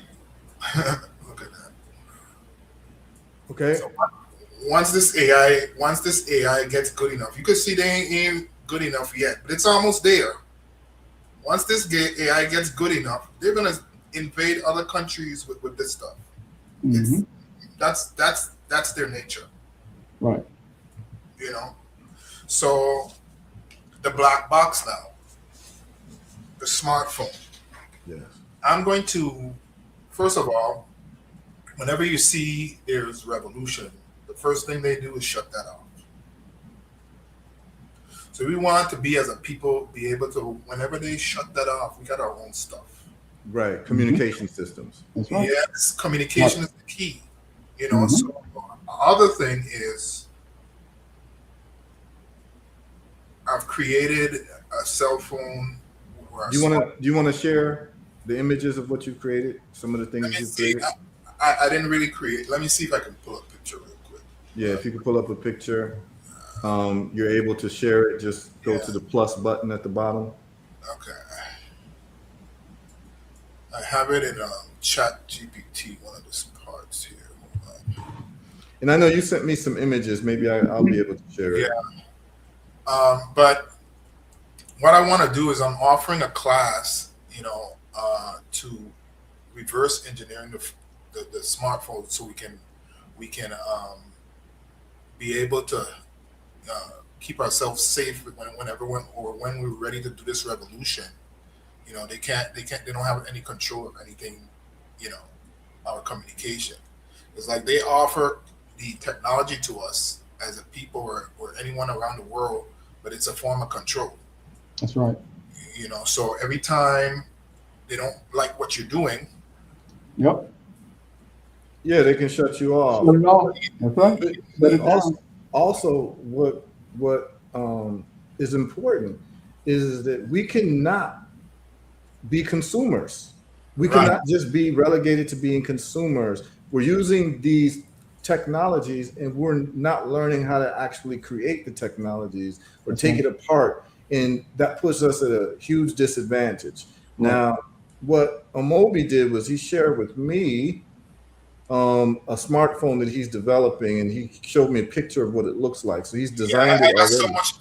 I wish I had prepared for that, because I have so much photos in here. It's okay. What's going to happen is we're going to pass it to Ken, and then when you get the photos together, we can share what you've done, and then talk about the other things that you've created as well. So Yeah, I have some robotics. I have a robot called HERU. Also, I've developed fighter jets, boats, anything, different forms of manufacturing, and everything has to do. You see, Black people need to understand. We need to stick with nature. We are the defenders of nature. Mm-hmm. You understand? So everything I've developed has to do with keeping nature where it needs to be. Right. That's the other thing. In the future, in the next 10 years, if we don't cut the actual smog and the things that we're doing to the environment, we're not going to have an environment. Mm-hmm. You know, so everything that I develop also has to do with protecting us against destroying nature. right, sustainable development. Yeah, yes, and also, I've created things where we don't have to rely on them for anything as far as rare earth metals, that kind of stuff. Because this is all the things that they use to keep people down. Right. So, And we're gonna go deeper into it, y'all, with pataset.church, and you get to know Amobi very well and the genius that he has. And what I'm in the business of doing, y'all, is I'm in the business of gathering all of our geniuses together, That's so awesome. that we centralize into a solution for our people. So the Right. next person I want to introduce you, and there's more conversation that we can have, but the next person that I want to introduce you all to is Ken Eccles, right? And Ken, my good brother Ken. So I'm going to take the comment off so y'all can see Ken's face. There we go. So Ken, can you introduce yourself, talk about your background, what you bring into the table? All right, greetings everyone. I'm Kenneth Eccles. I'm an electrical engineer with a minor in mathematics. I attended an HBCU in Houston, Prairie View A&M University. This is kind of where I began my focus on so many of the things that I've gotten into, from 3D design, which is one of my major skills, 3D design, which complements well with 3D printing. I look to master the whole manufacturing process, right? Because this is one of our limitations, that we don't have our own control over mastering processes for manufacturing. I have experience with when I first getting out of school with weapon systems with Lockheed Martin, worked for them for a couple of years. I've done some web development and coding, like the brother just spoke about earlier. More so, I've gotten into infrastructure, specifically with energy storage and management and renewable energies and all these types of systems, to basically be able to manufacture our own energy, create our own fuels. And I've used a lot of those and kind of coupled them together to start creating self-sustaining ecosystems. So that's my biggest thing. That's what I follow now, is how to be self-sustaining and how to continue to teach self-sustainment, which is another part of my background. I have about 15 years of teaching experience connected with mathematics and business and STEM. As you can see, a little bit of what's in my background, I love to create things. I love tinkering. I love to build. And I guess I would say, for that mind and the body, the other brother is telling you about what he is creating to control those things. That's that mind. I master the body, so the actual physical things that we can make go, right? So I saw some of you in the comments speaking to the effect of drones. So, making my own drones, all those types of things, and anything can be a drone. Technically, it could be a wheeled drone, it could be a tracked drone, it could fly. To be able to master some of those things. So just to kind of keep it short, HERU, I don't know if there's something else that you wanted me to touch on. I Just want an you to, introduction, because I know we're going to get deeper into some of the other yeah, parts of the yeah. talk. I want you to talk about your 3D printing. If you can show some people your 3D printing machines and all that, how you got into it, what the capabilities are, how revolutionary 3D printing is. So this is a great tool for us. For those that may not completely be clear on what 3D printing is, this is our fastest and most accurate avenue for us to be able to manufacture things, right? And when we say manufacture, we're just talking about how simply can you make something. So you'll see on my wall, I have masks, I have replicas of all types of things, even some of these bodies that I've created, and even the platform for the drone. If you look at this yellow, that's 3D printed. It's basically a polymer. It's a plastic. And what it comes down to is, whatever we design, whatever we want to make, we have the power to be able to make that. We have no more limitations anymore. These things can be sitting on your desk. Now, unfortunately, HERU, I'm doing some rearranging, so I took away my large ones. But I do have two of my Delta printers here in the corner.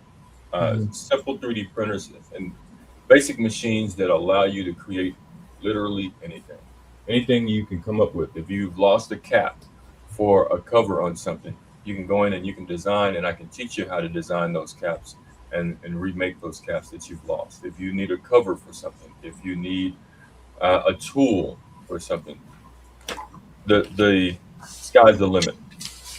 And so I'm trying to find something cool that I can be able to show that's in arm's length besides what I just picked up. I have so much junk that I'm always working on here. There's no problem. I know you also are skilled with electric vehicles. Yes. And then you also have 3D, etc. So please talk about that as well. So I have a startup, 3D, etc. We specialize in reverse engineering and manufacturing, small level manufacturing, those types of things, CNC machining. Again, the whole process of making our own things. So we've had a big wall up when it comes to patents and creation and everything else. They've blocked us out of this, and so some of the things that I've learned is to be able to maneuver through those processes. How can we make our own? And this is what we emphasize the most. And this is what I will be focusing on teaching the most. How do we design and make our own? This is what my business 3D, etc. is about. And my partner is in the comments. So if you guys scroll through in the comment section, you'll see where he's mentioned 3D, etc. And we have a website up where you guys can see that and kind of chew on some of the information that we have there. Some of the big projects that we're looking at and where 3D printing can take us. So you saw me show you some small items, right? We can print in all types of materials. We can do plastics. We can even get into ceramics and concrete. Some of you may be aware that people are now 3D printing concrete homes. This is a direction that we really want to emphasize that we get into for us to be able to manufacture our own better quality homes, right? Self-sustaining, and to break away from some of these systems that they have, like everything is wood-based framing, like here in the Americas, and to get away from that because it's an inferior product. So this is just some of the direction we're going. Again, we'll talk more in detail. I know, HERU, but just not to consume it. I know we have a lot of direction that we need to go. Yeah. Brother Ken, they're doing some of that on the somewhere on the continent, the concrete homes. Absolutely, it's actually some of everywhere, and it's not brand new. Right. And even it's not a new idea. It's just the delivery that's different, right? So we've been building in and with concrete forever. If we talk about cinder blocks and the other materials that we use to build some of these homes, it's the same materials. What changes it is how we deliver it. So instead of us laboring over it physically, right, we build a machine that can accurately lay down these beads of walls of concrete to create very intricate, streamlined designs, right? And efficient, quick, save you money, save you time, save you materials, all types of things.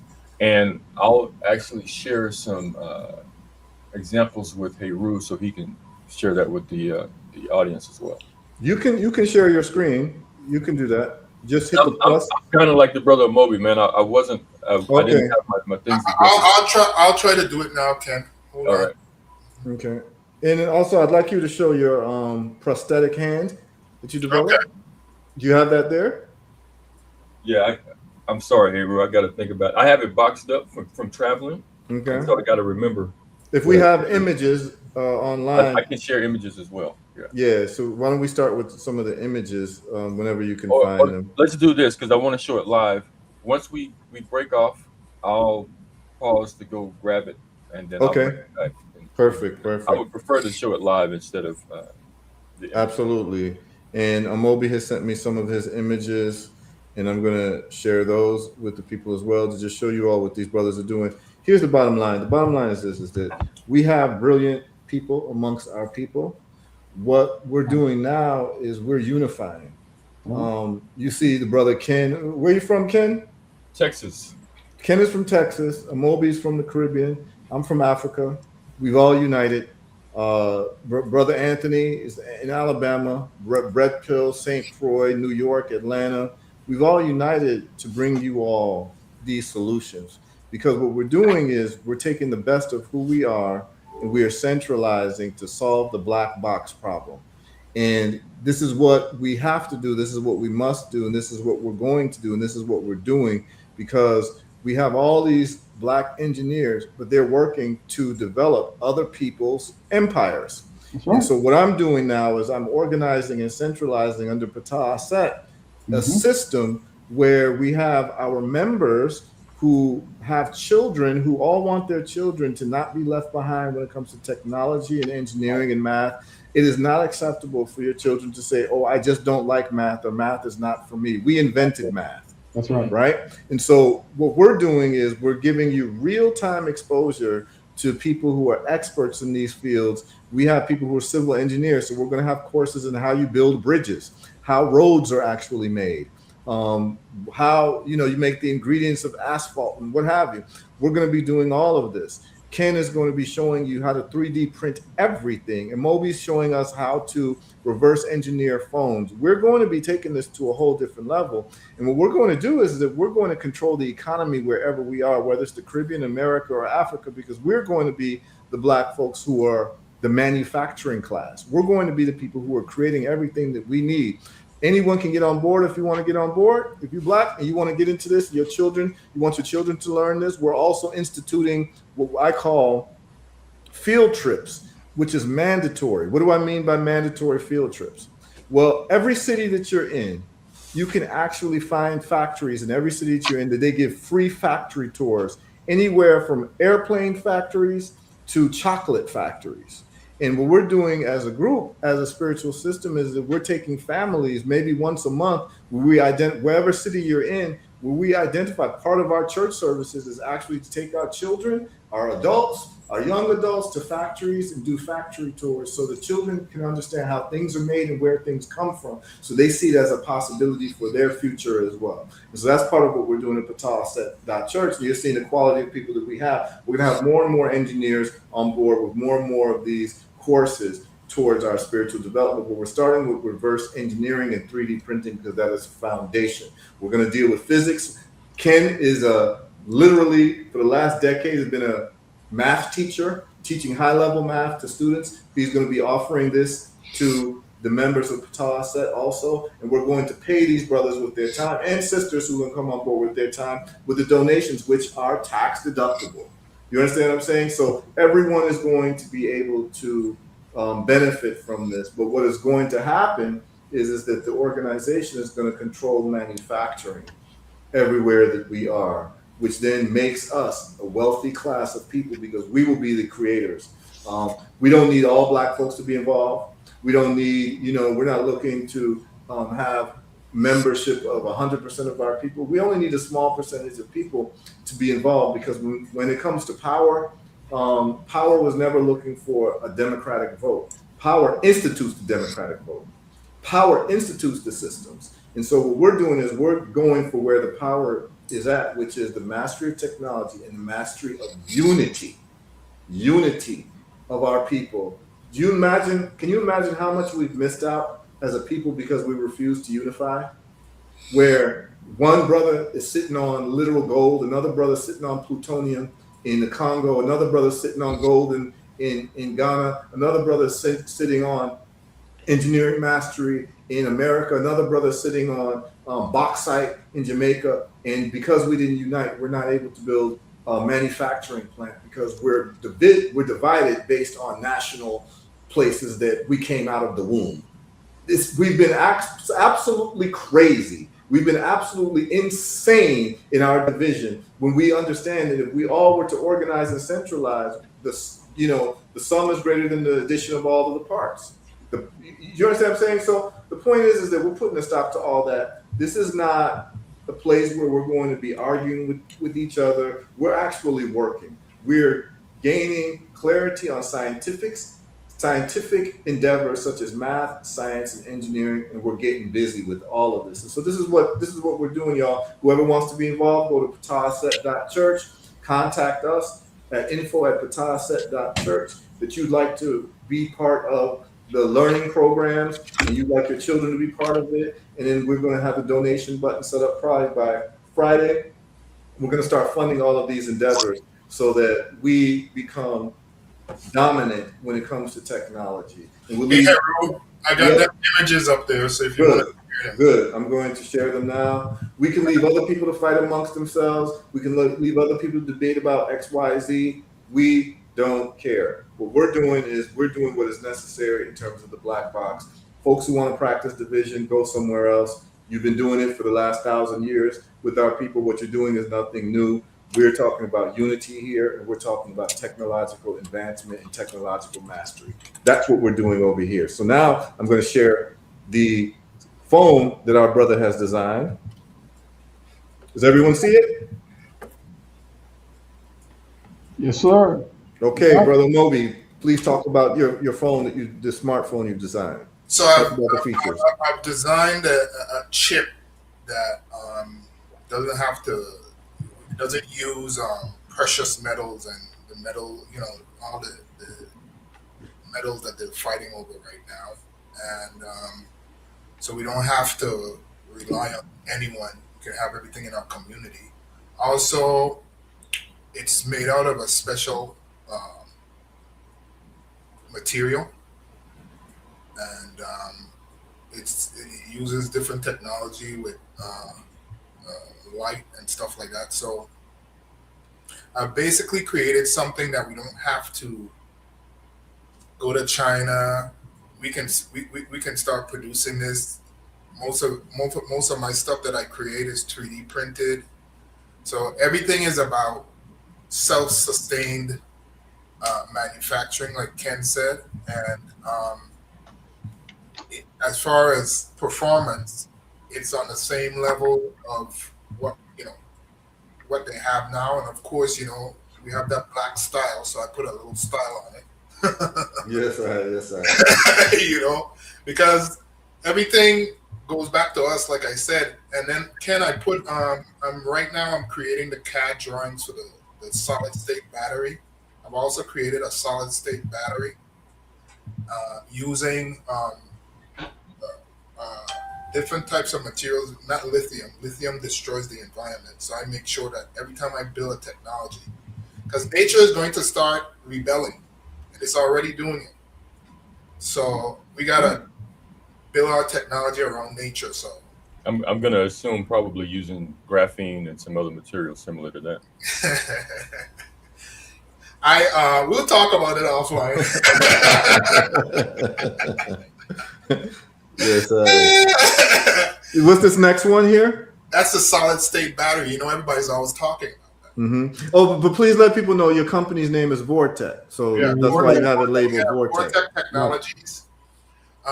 It's a startup. I just started about a year ago.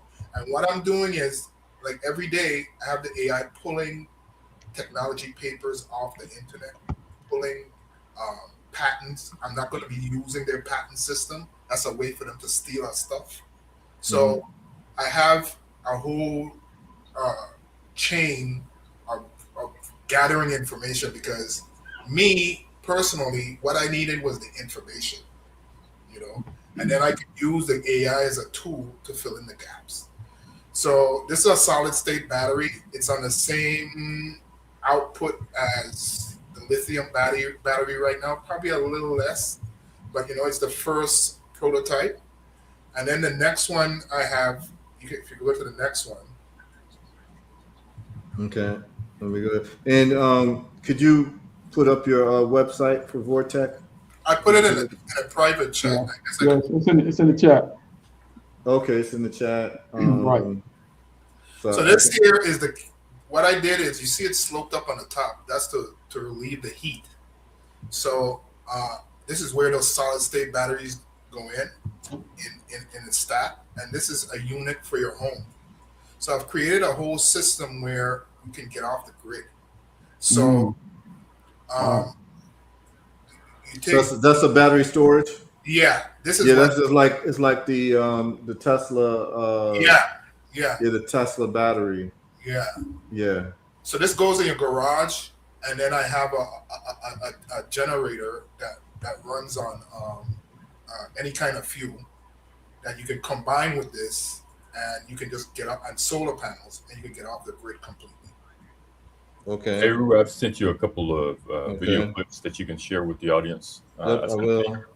And then my next one is my favorite, of course.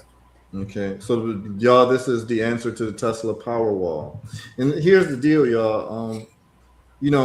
These folks who've been tormenting us for the last, millennia, they've got Elon Musk on their side. He's on their team. We're going to need about 50 Elon Musk on our team. Wow. And what I'm introducing y'all to is our versions of our own Elon Musk, where we're going to, the only thing that's missing is for them getting the funding. This is why I do trading so hard. This is why I do investing so hard, so I can play a part in actually funding these brothers to actually bring their inventions into the marketplace. But we're going to need all of us to do that heavy lifting. This is the next thing that Brother Omobi has developed.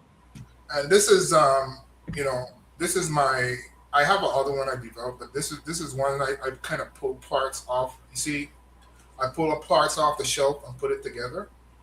Um, this is a humanoid robot for construction, any type of manual labor, but also, as you can see, the joints.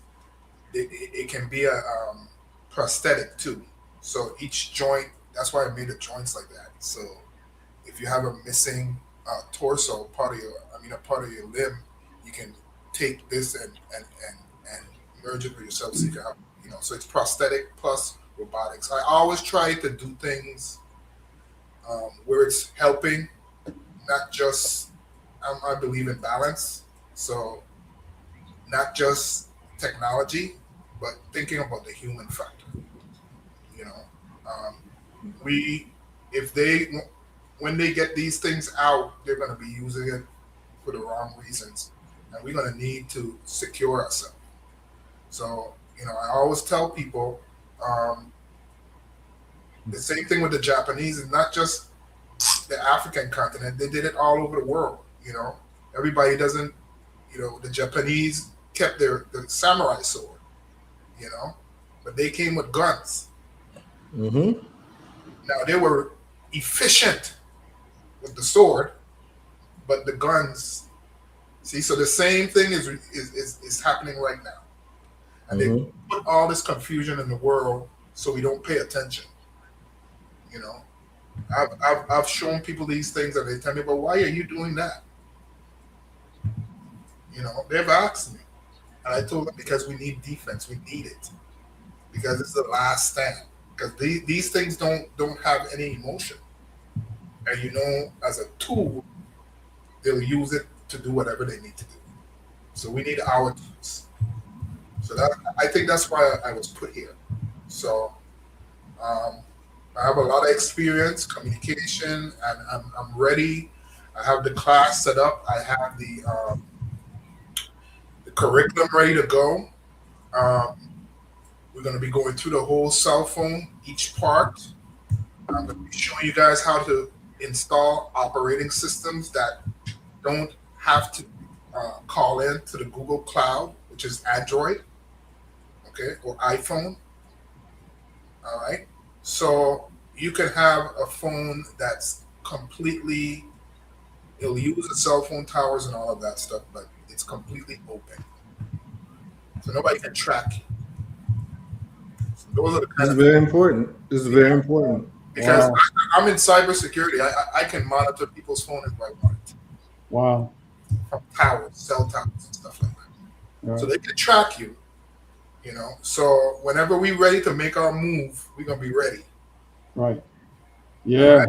That's big ups, man. Big ups, brother Ken, brother Moby. I want to say asante for your kazi to the African community, my man. So we look forward. What the timeline on some of the products becoming available to consumers like us? Okay, so the robotics. If I could get the financing, I could do that between 6 months to a year. Okay. I'm working on the AI now. I'm training the AI as we speak. I just created a whole new way of doing the AI, and also, so I'm going to use that to put in the robotics. And then I just finished the CAD drawings. I trained the AI to do the CAD drawings, where you could just take a picture and give it to the AI, and it'll do the CAD drawings for you. So that's what I've been working on for the last couple of weeks. So financing is my thing. I move quickly and I don't sleep. So, I sleep probably 4 hours a day. It's like I'm haunted by this stuff. Right. So, this is why we put this up under a church. Mm-hmm. There's legal reasons and there's logistical reasons. Right. The wealthiest institutions in the Black communities worldwide are the churches. Right. Okay? And what we're going to do is we're going to take church money to actually develop ourselves scientifically as a pursuit to get closer to the mind of the creator. But what's going to happen is that money is going to be used to invest in people like Amobi, people like Ken, and we're going to create a whole different world for ourselves through faith, right? We're going to use faith-based initiatives to get our children to become engineers, because the whole thing is that the engineering is the emulation of Ptah. We're going to use a faith-based approach to look at unity as a principle of spirituality, which is the remembering and the putting together of our body. So on a social level, we're promoting intermarriages. So when kingdoms had problems, guess what they did in the past? They would intermarry. So we're promoting intermarriages between different Black folks from different nations, because it's hard for you to be a Jamaican and to hate a Trinidadian if your mother's from Trinidad. Right. It's hard to be, someone from Mississippi and hate somebody from Ghana if your, father is from Ghana. So the way that you traditionally get rid of separation and division is to blend families together. So this is something that we're actually promoting socially as a Ptah Asset activity, learning each other's languages, learning each other's histories, because what people don't realize is on the continent, we've been given a colonial history. So we know more about British history and French history than we know about African history. The people of Nigeria know more about British history than they know about Nigerian history. They know more about British history than they know about Ghanaian history. They know more about British history than they know more about Black American history. And that's why we're so disjointed. And in America, you don't learn much about Africa. So now we've got all these little stereotypical ideas about each other, and it's not a history that we have put together. This is not history that John Henry Clark has put together that you're learning, or what Joseph Ben Yakinen has put together. These are our real historians, and we're missing out on that. So because of that, we have a misunderstanding of each other that has been given to us through marketing by our tormentors to keep us further divided. So what we're going to do is we're changing all of that through Ptah Asset. Now, Ken has some things that he shared that I want to share with you all as well. So this is what we've got with Ken. Ken, you can just explain what this is? Absolutely. Right here. All right. So this first thing is when we talk about self-sustainability, this is a electric atmospheric water generator on a small scale, right? And I was doing some experiments. So some of you brothers and sisters may be aware of a brother named Moses West. He's also doing a phenomenal job in this industry. He has a device where he creates water, and then it's like to keep it simple, it's like a humidifier, but we're running it through some purification processes and everything. So basically, we're pulling moisture out of the air to be able to be consumed. Now, what you're seeing right here is me accidentally figuring out how to make a small freezer, and this is only running off of 12 volts at a small amount of current. And so what that basically says is, hey, we can be able to make our own small refrigerators as well as the water generators ourselves, and be self-sustainable and be off the grid and all these types of things like that. So this is one of the experiments that I was doing in my workshop. So this is generating water from the air, condensation from the air. That's pulling water, and it was, so the differential was so great that it was actually freezing it on the surface of that metal cone. So so that's where you see on the metal cone, that's actually frozen. That's frost. That's frost that you see on the cone. Interesting. Yeah. Okay. Yeah. And so then what happens is when it melts, it drips down, and you get water directly from the air, right, into a system. So I think this was happening during the wintertime when I was actually experimenting with this, just to see the changes in atmosphere and the humidity level and the temperature and how it all plays a part outside. And so with the right containment, because there's nothing contained around this particular deal, it's just out in the open. So imagine, and so it's inefficient. So imagine when we get to the point where we do better studies, where I can make it more efficient and I can do some other things to it. We basically have our own sources of water that we can create in very arid places like the desert. So imagine being out in the desert, having a small device with you, where we're so concerned about running out of water, we never do. We just pull it out of the air and we have water to consume on our travels. Okay. And you'll also be able to do a course on this as well, right? Correct. Yep. So we're going to also be teaching members of Ptah Asset how you can make water from the air, step by step. Okay. If your children are interested, just go to pataset.church. And you're interested in as an adult, because we should all be learning this. Your children should not know this, and you don't know this. So this is family friendly. This is basically, we're going to have weekly or 2 times a week, just like you have church services on Wednesday and Sunday. We're going to pick the days that work. And our church services are actually instructional engineering, mathematics, and science services, because what we've done is we have equated scientific, mathematic, and engineering inquiry and mastery to spiritual pursuits, right? Because we're trying to get closer to the mind of the creator and how we can learn to make water from the air. The creator has already put that for us. It's just for us to learn how to harness all of these things Correct. that the creator has already made Correct. available to us. And the way that you find about the mind of the creator is through mastery of science and mathematics and technology. That's just what it is, and that's what we're doing. I'm going to move to the second video, Ken. All right. Let me stop sharing this, and we're going to move to the second video what Ken is working on. I like that, man. That's wonderful. Thank you, brother. All right, so we've got this. All right, and I'm going to share this screen with y'all. So Moby, you know, with that solid state battery, brother, you know, imagine coupling that together with a single panel, a single solar panel, or Well, you know, I got something called the solar cassette that add 10% to any solar panel. Okay. An extra 5 years to the. But you know, when I show people that, they tell me, "Oh, they're gonna come at you because they want to, you know, replace them every 5 years." I said, "Well, this one gonna last 10 years." All right. So what we have here, when we talked about reverse engineering, so this is one of my RC car bodies that I had, and so when we talked about products that are out of date or they no longer manufactured, I have the power to 3D scan. So 3D scanning is like taking a 3-dimensional picture of whatever that product is for the purpose of being able to reproduce it. So I know it's a short clip, but this is the original body. What you saw on the screen in blue was the result of me taking that 3-dimensional picture all the way around the body, inside and out. And now you basically can create a 3D library, if you will, that we can pull from now and say, hey, HERU, we need a couple more of those bodies to manufacture. Now we can just run those through the 3D printer and boom, we're manufacturing these all over again. Okay, so this means anything. It means anything with literally structure. anything.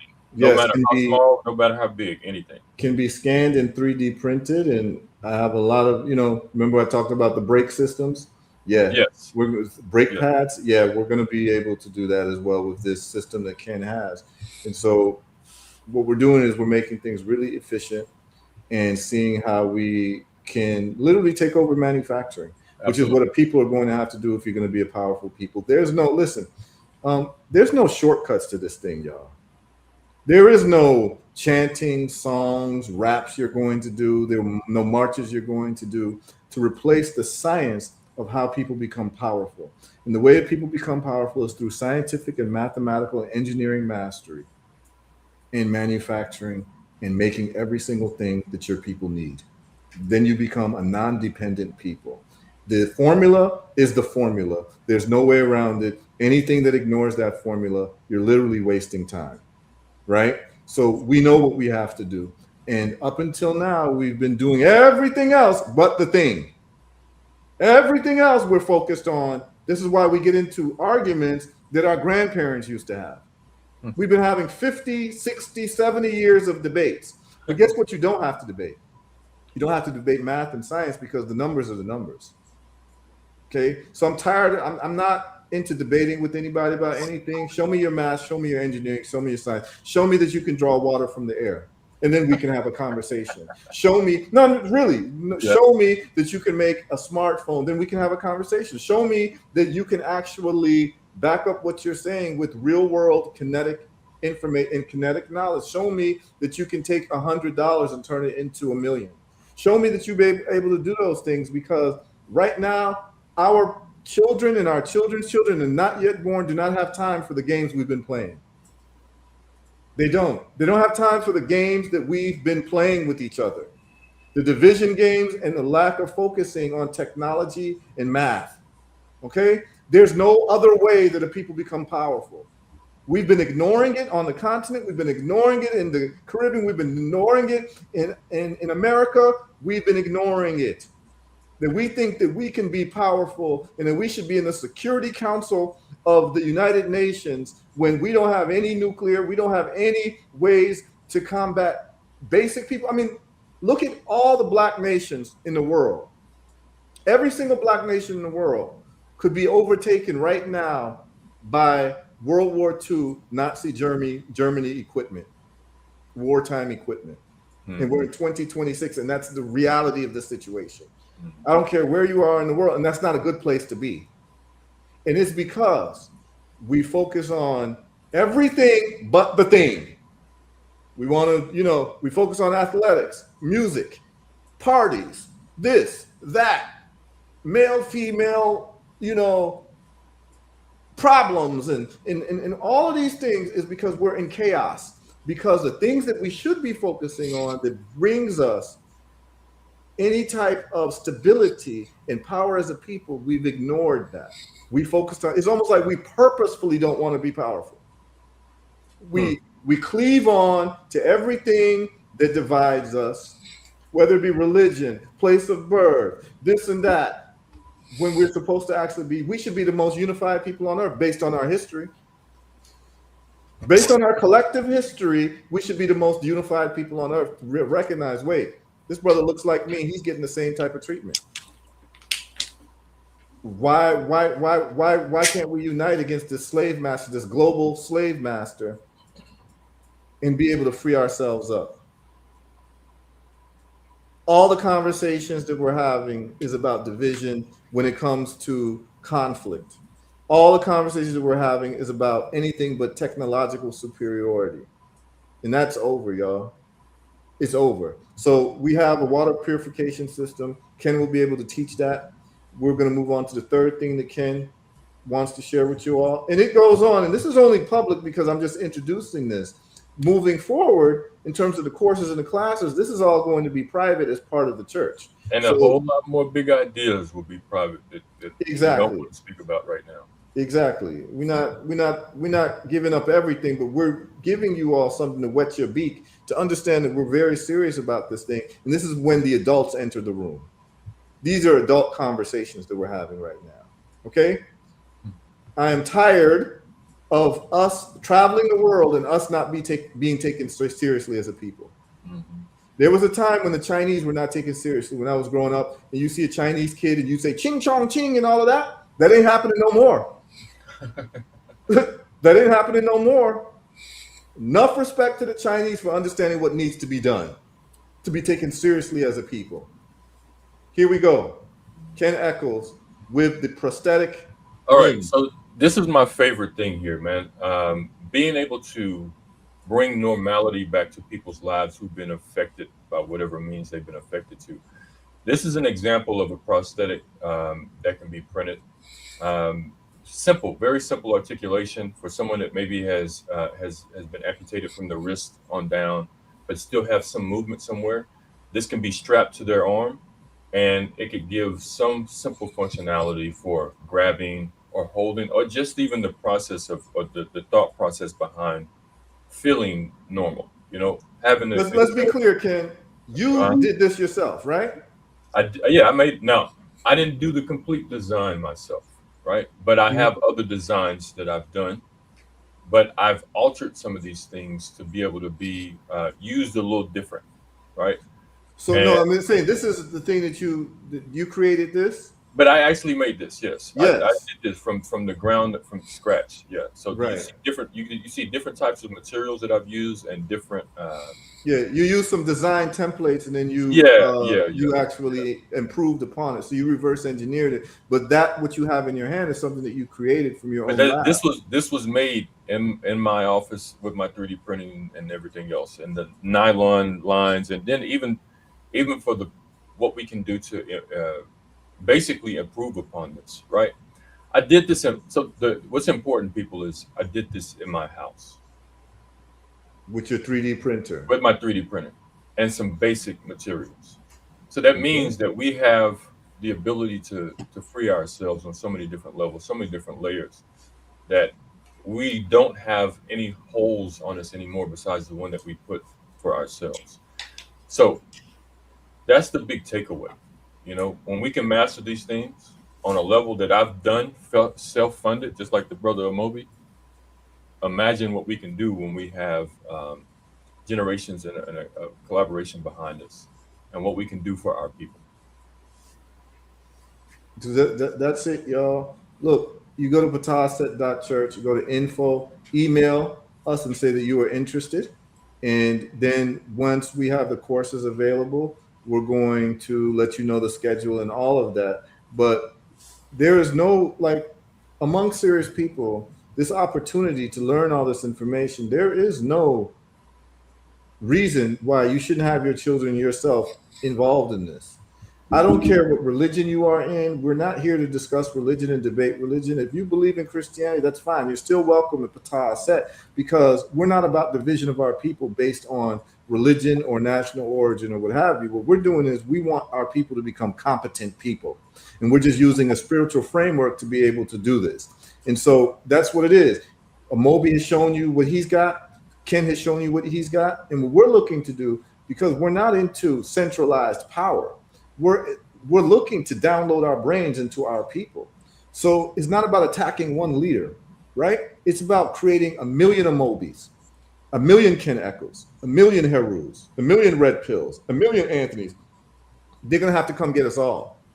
We don't believe in keeping the repository information with one person, so then when they come after one person, the movement dies. No, this becomes a cultural, spiritual framework where it is our standard of living forever, because the black box tells us these are our two deficiencies, and we are solving for the deficiencies of the lack of unity and the lack of technological prowess that we've been living with for the last 1,000 years. And to be completely honest with you, the level in which we have dropped the ball when it comes to being technologically dominant, it is actually a miracle that we are still on this planet, because we can be genocided any moment that these people want to genocide us.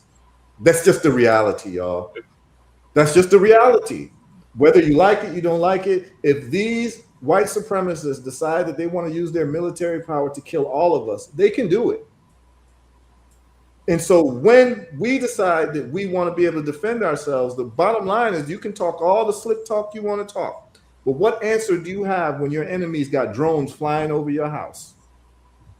If you can't stop that, your conversation is a non-starter.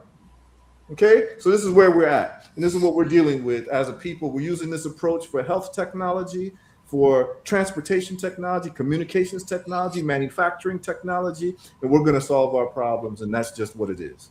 Okay, those who like it, we're here for you. Those who don't like it, go to your other channels and go argue with each other. That's where we're at. Red Pill, do you have any commentary?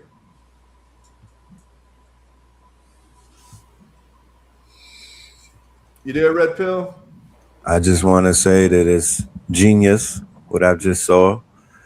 I'm so glad that we were able to present to our audience and to the world that, you know, that we have geniuses amongst us, engineers amongst us, you know, thinkers that are not just thinking but doing. This is very important that we are actually able to witness this.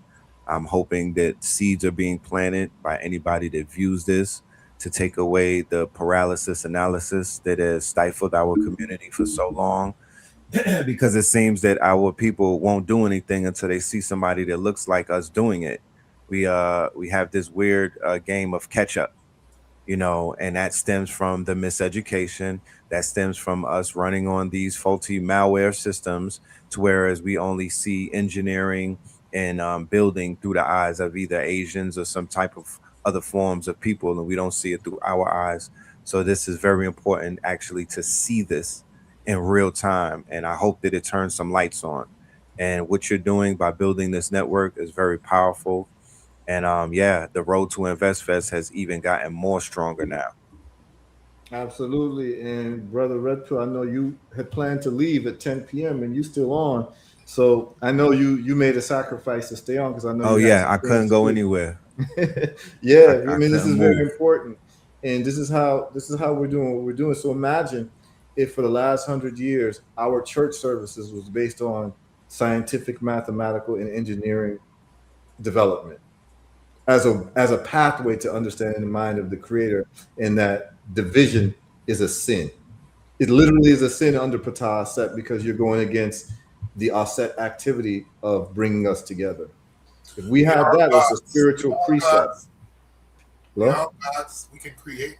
We are gods. yes, absolutely. We have brother Jaziel. He's an engineer too, out of St. Thomas Virgin Islands. I think he's working in the States. He's looking to tap in as well. But Jaziel, it says your device is not connected. So if you're calling in, feel free to call in again. We'll put you on. So here's where I'm at, ladies and gentlemen. The people who I am most interested in talking to is engineers. Engineers, I keep close to me because the engineers make the world go round. Have you hugged an engineer today? Have you befriended an engineer today? Hey, Rue, we need a lot of hugs, brother. We need a lot of hugs. Yeah, man. You understand? Like, really, if I'm running a country, I'm having holidays for engineers. I'm having engineers be on all of the billboards on every block because the engineers are the ones who are going to save you from not having electricity, not having running water, save you from flooding, save you from. I mean, it's so serious that in the military they have the Army Corps of Engineers. Right, right. You understand what I'm saying? They're the ones who are dealing with the technology and the preparation of the land for the military. Engineers are necessary. Engineers are what make the world go round, literally. And if you don't understand this, here's the deal. Black people, we need satellites. We need satellites in space. We need a space program. Yeah. Okay, like don't worry, we're gonna get into this. I'm not trying to get on a soapbox, but I'm just trying to tell you that you should be very uncomfortable to see other people progressing technologically while we're not. It should be a very uncomfortable world to live in to see that other people got satellites and space. People are going to space, landing rockets, this and that, and we're sitting here arguing about Jay-Z and Beyonce. Okay? The adults have now entered the room. Okay? The adults are here. And any society that's going to progress is going to elevate its scientists, its mathematicians, and its engineers. Period. Let this become like the new hip thing. My son is going to be an engineer in some type of way.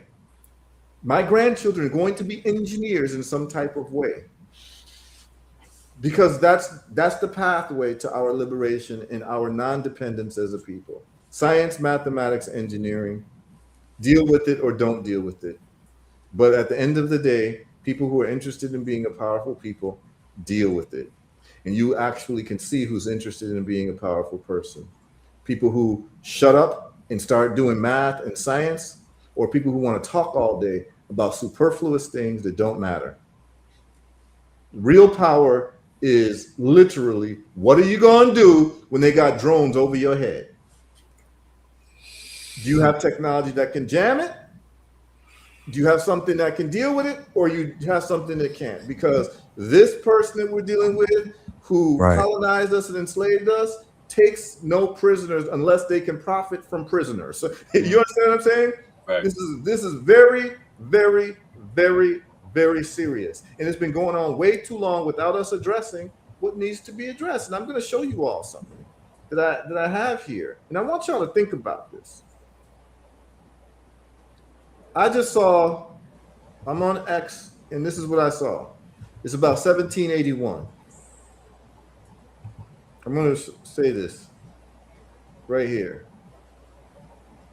In 1781, I'm going to share this with y'all. And the reason why this was able to happen, and we can talk about all the atrocities, but at the end of the day, the atrocities are able to be done when people have superior technology over you. Okay? Facts. And Europeans were not united amongst themselves. They were amongst themselves, but they're united when it comes to us. they're what you call on code when it comes to us. When it comes to them, yeah, they'll fight amongst themselves. World War I, World War II, the 100 Years' War, they'll do all that. But when it comes to us, they're unified. They're so unified that they got together and carved up Africa with no Africans being there, called the Berlin Conference in 1887.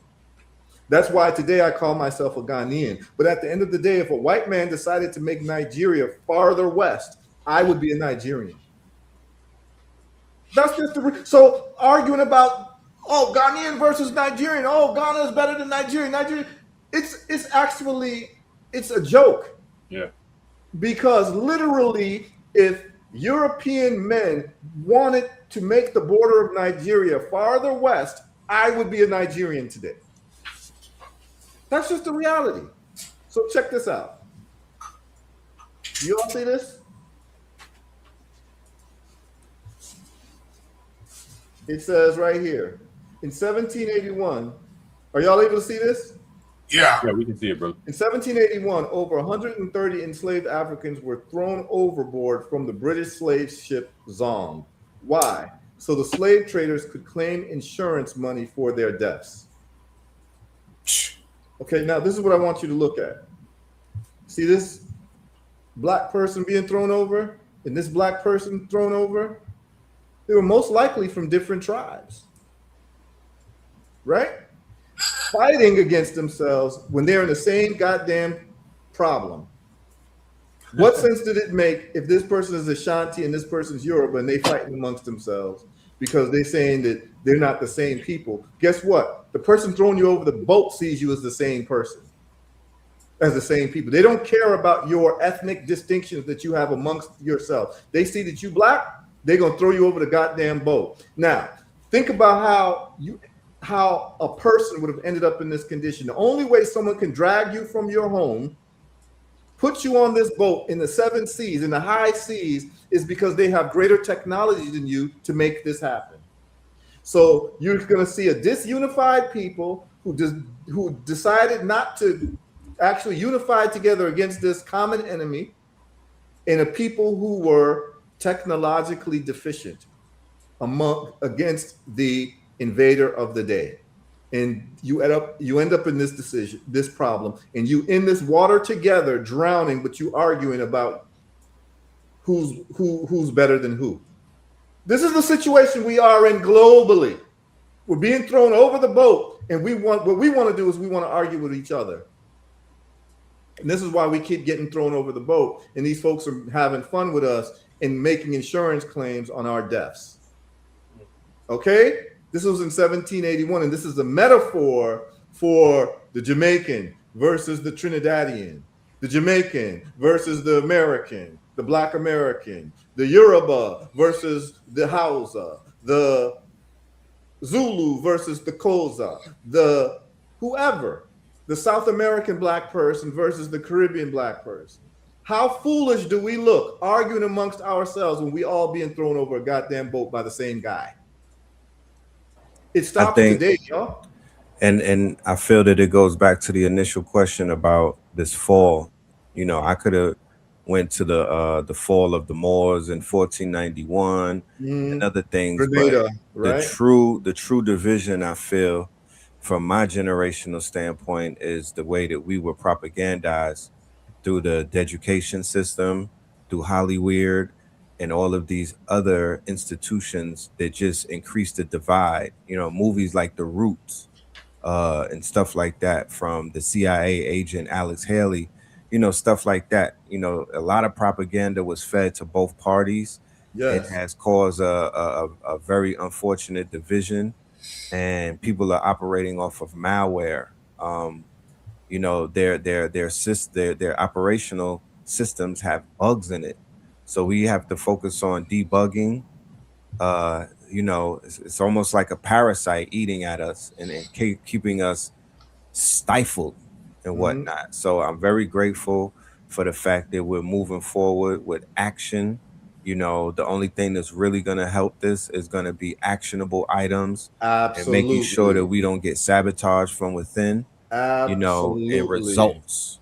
You become a different person through behavior and actions. Yes. This is how we become, and we're going to have to become a different people because we have not been good to each other. This is the reality. When you start studying our history from thousands of years, we have not been good to each other.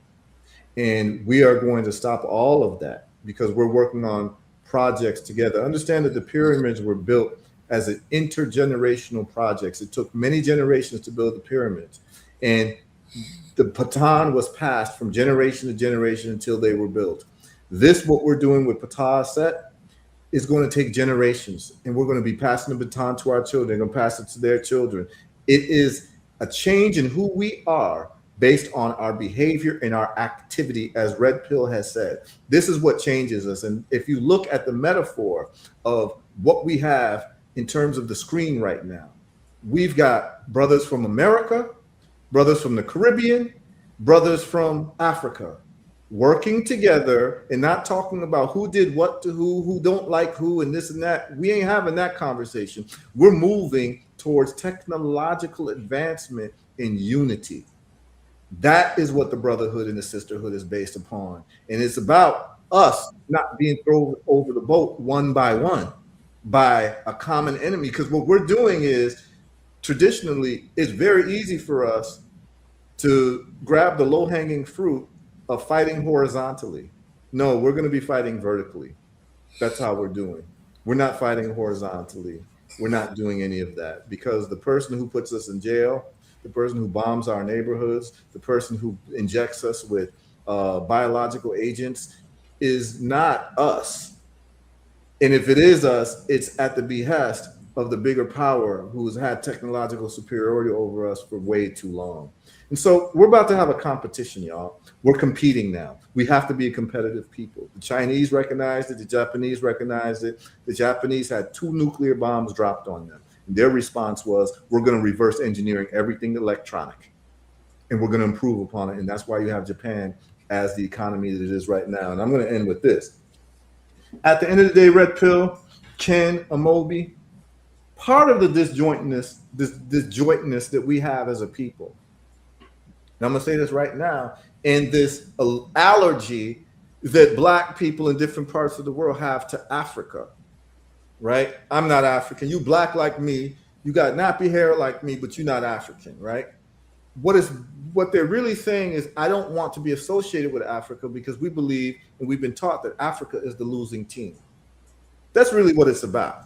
You can talk about all the mental gymnastics about delineation and this and that, and we're separating ourselves, and I'm not African, I'm always from this part, and but then when you take your DNA test, it says you're 80% Nigerian. You know what I'm saying? But that's okay. And then they'll say, oh, those DNA tests ain't real, that's white man's, you know, I've heard all of the mental gymnastics, but here's the real situation. If Africa, the continent, had the economy of Germany or Japan, all these Black folks would want to be African tomorrow. That's the bottom line. And so it's a reflection that we've got work to do.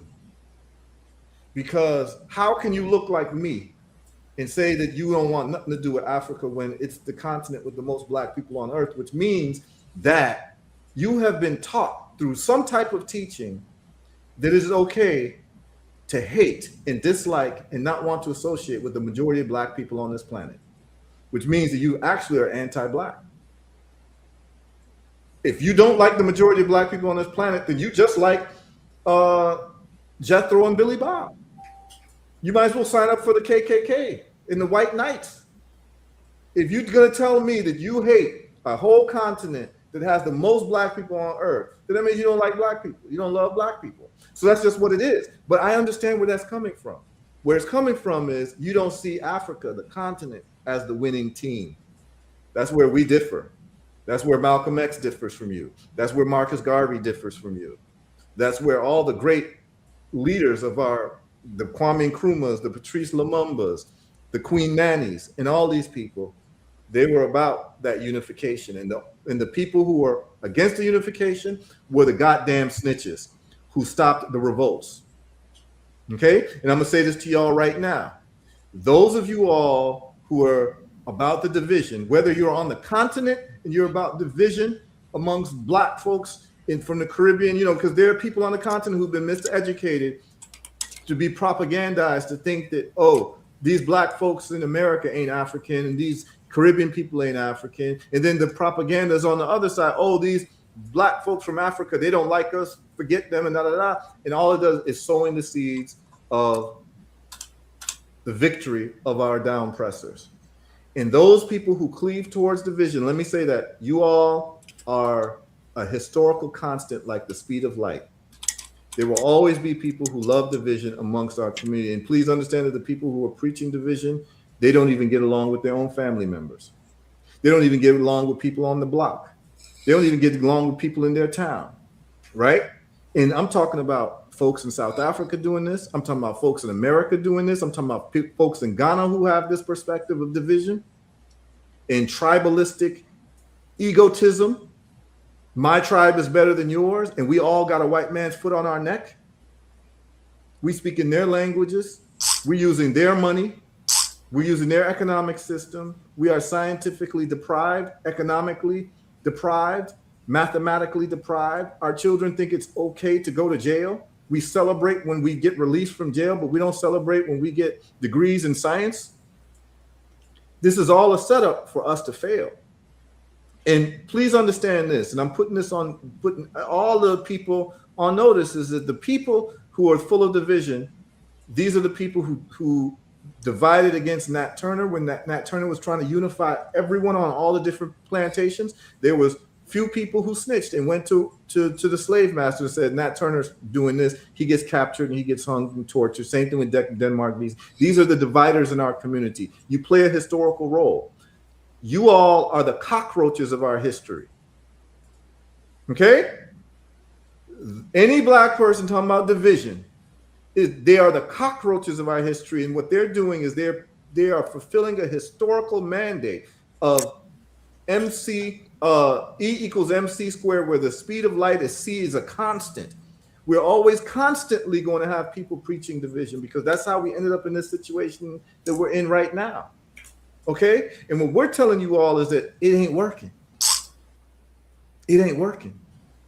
Nobody cares about what you think you want to call yourself. It's about what other people call you and what they treat you as. No one cares about your Yoruba. The Chinese people don't care about your Akan. No one cares about your Wolof. No one cares about your Zulu identity. They see you as black and they see that you're technologically weak, so we're going to do whatever we want with you. No one cares about the fact that you're from South Carolina. White people don't care that you're from Jamaica. They don't care about any of that. They see you black. Oh, you're easy to conquer because you don't take scientific, mathematic, and technological pursuits seriously, and you all ain't unified. So it's easy for us to do whatever we want to y'all. Call yourselves whatever you want to call yourself. Okay? So this is what it is. This is Unification Central. This is science par excellence central. You've seen this. I have 50 more engineers on deck ready to do what we need to do in terms of education through spirituality. And that's just what it is, y'all. So this is the show for today. Go to pataset.church. I'm going to put the link on here. Go to info on the contact page and just say you are interested in what we're doing, and you will be updated when we start the courses. And we're going to have the donation button, and every single donation you make will be tax deductible. Okay? Every single donation you make will be tax deductible. So you are literally saving money by donating and having your children learn engineering and learning how to make a smartphone, learning how to make cars. Sorry to cut you off. I'm gonna drop off because I got Yep. clock. Okay. Yes. So let me let you say the last word, Amobi. Let me help you tame the black box. Yes. Brothers and sisters, have you hugged a black engineer today? That's the question, because these are the people who are going to be up front. If we're going to survive as a people, our engineers have to take the front stance. Okay? That's the bottom line. All right, Brother Moby, enough love to you. We're going to get back in touch with you, and we look forward to having thousands of children and adults learn what you have to offer in the form of creation, making robots, phones, communication systems, because we never learned any of this stuff just to hoard it to ourselves. We wanted to learn what we learned to help our people. And so that's where we're at. That's the only reason why we do what we do. Or else I could have just been, wealthy lawyer somewhere, living on an island.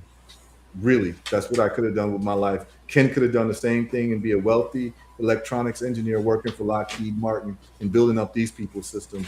Moby could have done the same thing for AT&T and all these communication systems, where we decided to become independent and use the knowledge that we have to uplift our people. That is what we're doing.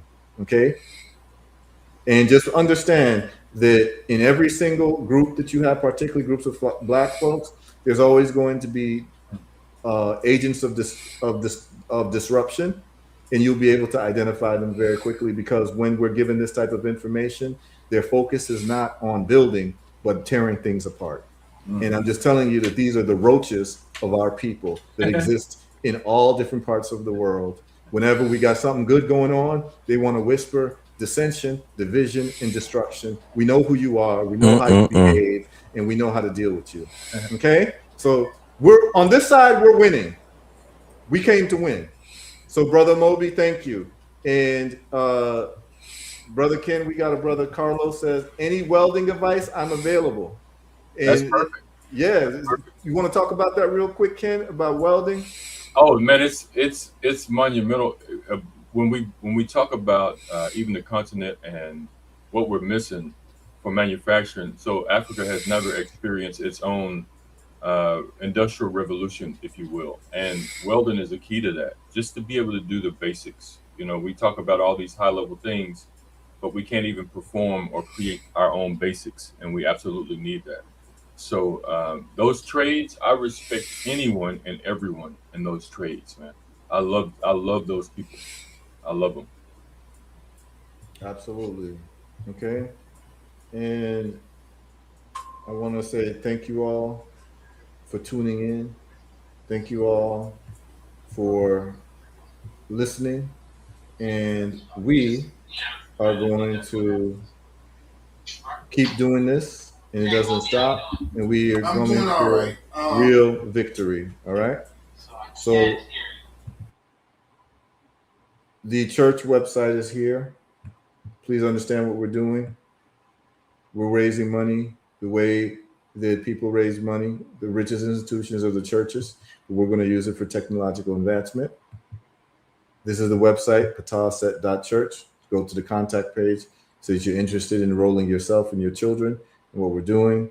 And we're going to compensate the brothers and sisters who are doing the engineering. And you're going to learn master's level engineering and math and science that we do. Remember that the Jews, what they do is they have their own version of Saturday school. They do their own cultural and scientific enrichment. Okay. It's not pataset.com. It is pataset.church. Okay. Gloria is pataset.church. That's why you're not able to find it. It's pataset.church. Okay. So that's what we got going on, y'all. Hopefully that this was transformative. This was something that inspired you all. And please understand that we are here to win globally. This earth is ours, y'all. And we've been absent too long from the movers and shakers. And there's a formula to become movers and shakers. And we are addressing that formula today. Unity in technology. Okay. Someone has entered the studio named Sam. Let's see if Sam got something to say. You there, Sam? Are you there, Sam? I don't know if Sam was trying to come on, but you did come on, Sam, and we got you in there. So if you're not trying to talk, Sam, that's fine. Okay. So someone's saying .church server cannot be found. Well, A lot of people are on it. Just email me then at info@herbal-results, and let's see how we can get you on there. But it is the website. I'm on there right now. Brother HERU, I'm going to have to drop now. Yep. So everyone who has to drop, please drop. Thank you for coming. Our priest engineer, Ken Eccles, our priest engineer, Moby Christopher. Again, let me just share the website for you all. You all can look at it. Someone Thank says you. that they're happy. You, Thank HERU. you, Ken. I thank you, HERU, for the work that you do, brother, and I thank those that have joined us, all those in the audience as well, for their participation. Mm-hmm. And so this is just something that I just want to throw out to people to understand where we need to go, and someone has to do it. So I just put it together, but I am not the leader. We are all the leaders. And what we're going to do is we're going to organize and centralize to a new understanding of what we need to do as a people to get to where we need to go. And it cannot be done without the mastery of science, technology, and mathematics, period. And this is the first time that some people are hearing these types of conversations on a serious level. We're gathering engineers, but this is pataaset.church. You all can see it. The website is up and running. That's it right there. Okay. You can go on the website and you can go to Statement of Faith so you understand the rules of engagement. Okay. It explains the story of Ptah, the story of Aset, why it's so important. And then what the rules of our faith are, what I can tell you is number one, pillars of faith. The mastery of science, math, and engineering brings you closer to the mind, wisdom, power, and intentions of the divine creator. On this pillar, Ptah is our perpetual inspiration. Number two, the unification of the scattered African diaspora is non-negotiable and brings us closer to the divine creator. There can be no rebirth or resurrection of our individual or collective spirit without the unification and remembering of our scattered global people. On this pillar, Aset is our perpetual inspiration. The earthly emulation, number three, the earthly emulation of Ptah, the masculine divine engineer, and Aset, the feminine divine rememberer, is the perfect divine duo by merging the masculine with the feminine. Their example and emulation, once and for all, solves the black box failure points in our history. In point number four, there are engineering solutions to all of our problems. Those are our pillars of faith for Ptah Aset. You go to our spiritual services. It tells you what our church services are going to be addressing. Spiritual workshops, engaging deeply with faith and scientific inquiry, community outreach, serving others through unified efforts and engineering solutions, educational programs, learning rooted in spirituality and science, engineering solutions, innovative design, serving the community, spiritual counseling, guidance for life's journeys and challenges, and cultural events celebrating our heritage and our unity globally. Okay. And then we'll have the live training page where you'll be able to sign up for the live training, and it is required for all members because you cannot just come to a lecture. No, you're going to. This is not about hooting and hollering and feeling a dopamine rush because someone said a great sermon. No, this is about the dopamine rush of learning technology, math, and science. This is what we're doing in terms of our spiritual growth. This is the donate page, and then this is the contact page, okay? But the first step is just to contact us, okay? And then send a message. And you can contact us through info@pataaset.church, okay? That's the main way to contact us. So we'll give you updates next week. We did cover the trading and the investing. It's going very well with the Ghana stock and mystocks.africa. It's going very well with the options tradings that we did yesterday of Intel and Microsoft. And so we've covered a lot today. Those of you who have still stayed on, we've been on for 3 hours. We've covered a lot. And so thank you all for tuning in, and thank you all for being serious. This is only for serious people. The adults have entered the room now, and this is the conversation that we're having, and this is what we're doing, and this is what we're dealing with. And do not pay any attention to any of the dividers or the dissenters. These are people that when a good thing is there, they still have something to complain about. We give them too much attention and let them die from being ignored. Okay? They are the cockroaches of our history. Understand that they're always going to exist. People who love dissension, people who when we have a path to freedom, they're still complaining. Okay? These are the people who hated Harriet Tubman, Black folks who hated Harriet Tubman for taking people off the plantation. They're people who want to keep us on the plantation. Okay? And they're just a historical constant. Like E equals MC squared, they are the constant. And they are the cockroaches of our history. They're hard to get rid of. Just don't pay them any mind and let's move forward, y'all. Okay? And any meeting that you have that's a public meeting with Black folks, you're always going to have dissenters because they don't even realize it. They've been zombified to engage in the age-old behavior of division, dissension, and confusion. They don't even realize that they've just been taken and put into that historical whirlwind. And that's just who they are. They won't stop being who they are. They love division. They love separation. They love losing, basically. They love losing, and they love cleaving to their white slave master. That's just what it is, okay? So that's who they are, and who we are is a whole different set of people. We love each other. We live on the foundation of love. We live on the foundation of unity, togetherness, and strength through scientific, mathematical, and engineering prowess. So thank you all for tuning in. This is the type of time we're on. Red Pill, big up to you every single time. You're done, though. For the work that you're doing in terms of AI. I think that you and Brother Amobi would love to meet and have a conversation because he's in Atlanta. So we get to Atlanta, I'm going to exchange your information with his. So y'all can lean on each other because he's doing a lot of great work with AI and you are as well. And it's definitely just for us to form like Voltron, man.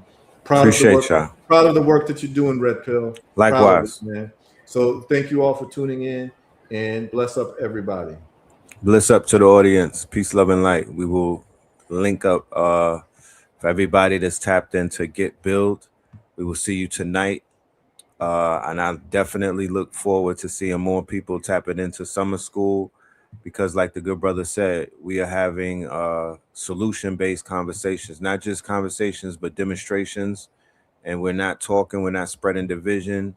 We're actually bringing people together off of results. Absolutely. So yes, that's where it's at. I can't pay attention to anything else but results at this place. Peace, love, and light. And next week we're going to have a live prostate cancer reversal. Yes, with the brother that I've been working with for a year. Brother lives in, I believe, New Jersey. Brother from Trinidad. His PSA was 46. It is now non-detectable, 0.1. And he's going to tell his story. So if you've got family members with cancer, particularly prostate cancer, you're going to want to tune in next Monday because we're going to have a testimonial for y'all. Just like we had a testimonial last Monday, impromptu on diabetes reversal and kidney failure reversal. We're just showing improving all over the place. Who cannot love that? This is what I'm going to tell you, and this is what I'm going to end with. I want y'all to pay attention to this. Look what we've done with this show. Every week we're bringing value. We're showing people how to make money from the comfort of their home on Wednesdays. On Mondays, we're showing you how to reverse illnesses and giving you receipts on the reversal of illnesses. Week after week, we're doing this. And there's always going to be people who are going to find something to disagree with. So that means that you can reverse cancer, you can heal the world, and people will still dislike you. Think about that. Think about it. That's why you don't listen to the detractors. You don't listen to these people because their historical role is to cause confusion. You can show people, you can solve world hunger, and you're going to have people within our own people still dislike you. There are people who are watching this show right now, and the only thing they took out of this was, oh, you saying something about FBA. I'm telling you, we still delineating and this and that, because that's all they got out of it. We're showing people how we can make prosthetic hands for people who've lost their limbs. We're showing people how we can make our own smartphones, how your children can become engineers, how your children can become top scientists. And the only thing they took from it is something that might have just rubbed them the wrong way. And all the 99.9% goodness is out of the window, and they focused on one thing that they disagreed with, because their whole platform is to magnify differences and division. And that's all they know what to do. They don't build anything. They don't solve any problems. They're just agents of chaos. Be able to recognize them right away, y'all, and give them no quarter. because they've been at the forefront of our people for much too long. The forefront of our people must be unity, people who promote unity worldwide amongst our people, and people who promote technological, scientific, and mathematical advancement. If it's not about that, it's not about anything. I'm saying that to y'all. And y'all seeing week after week, I'm showing reversals in cancer, reversals in this, and there's still going to be people who got problems with me. Okay? So there's nothing you're going to do to please these people.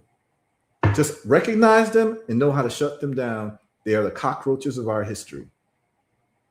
With that being said, those of us who are serious and adults, salute to you. We're going to keep doing this perpetually, forever. And we came to win. Winners talk a certain way. Losers talk a certain way. Be able to recognize who they are. Thank you all. Have a great rest of your days. We'll be back on Monday, prostate cancer reversal. We'll be back next week, checking up on our stocks, in our options plays, and the money that we're making in our sleep, that one day we'll all meet and laugh on the beach together. Bless up, y'all.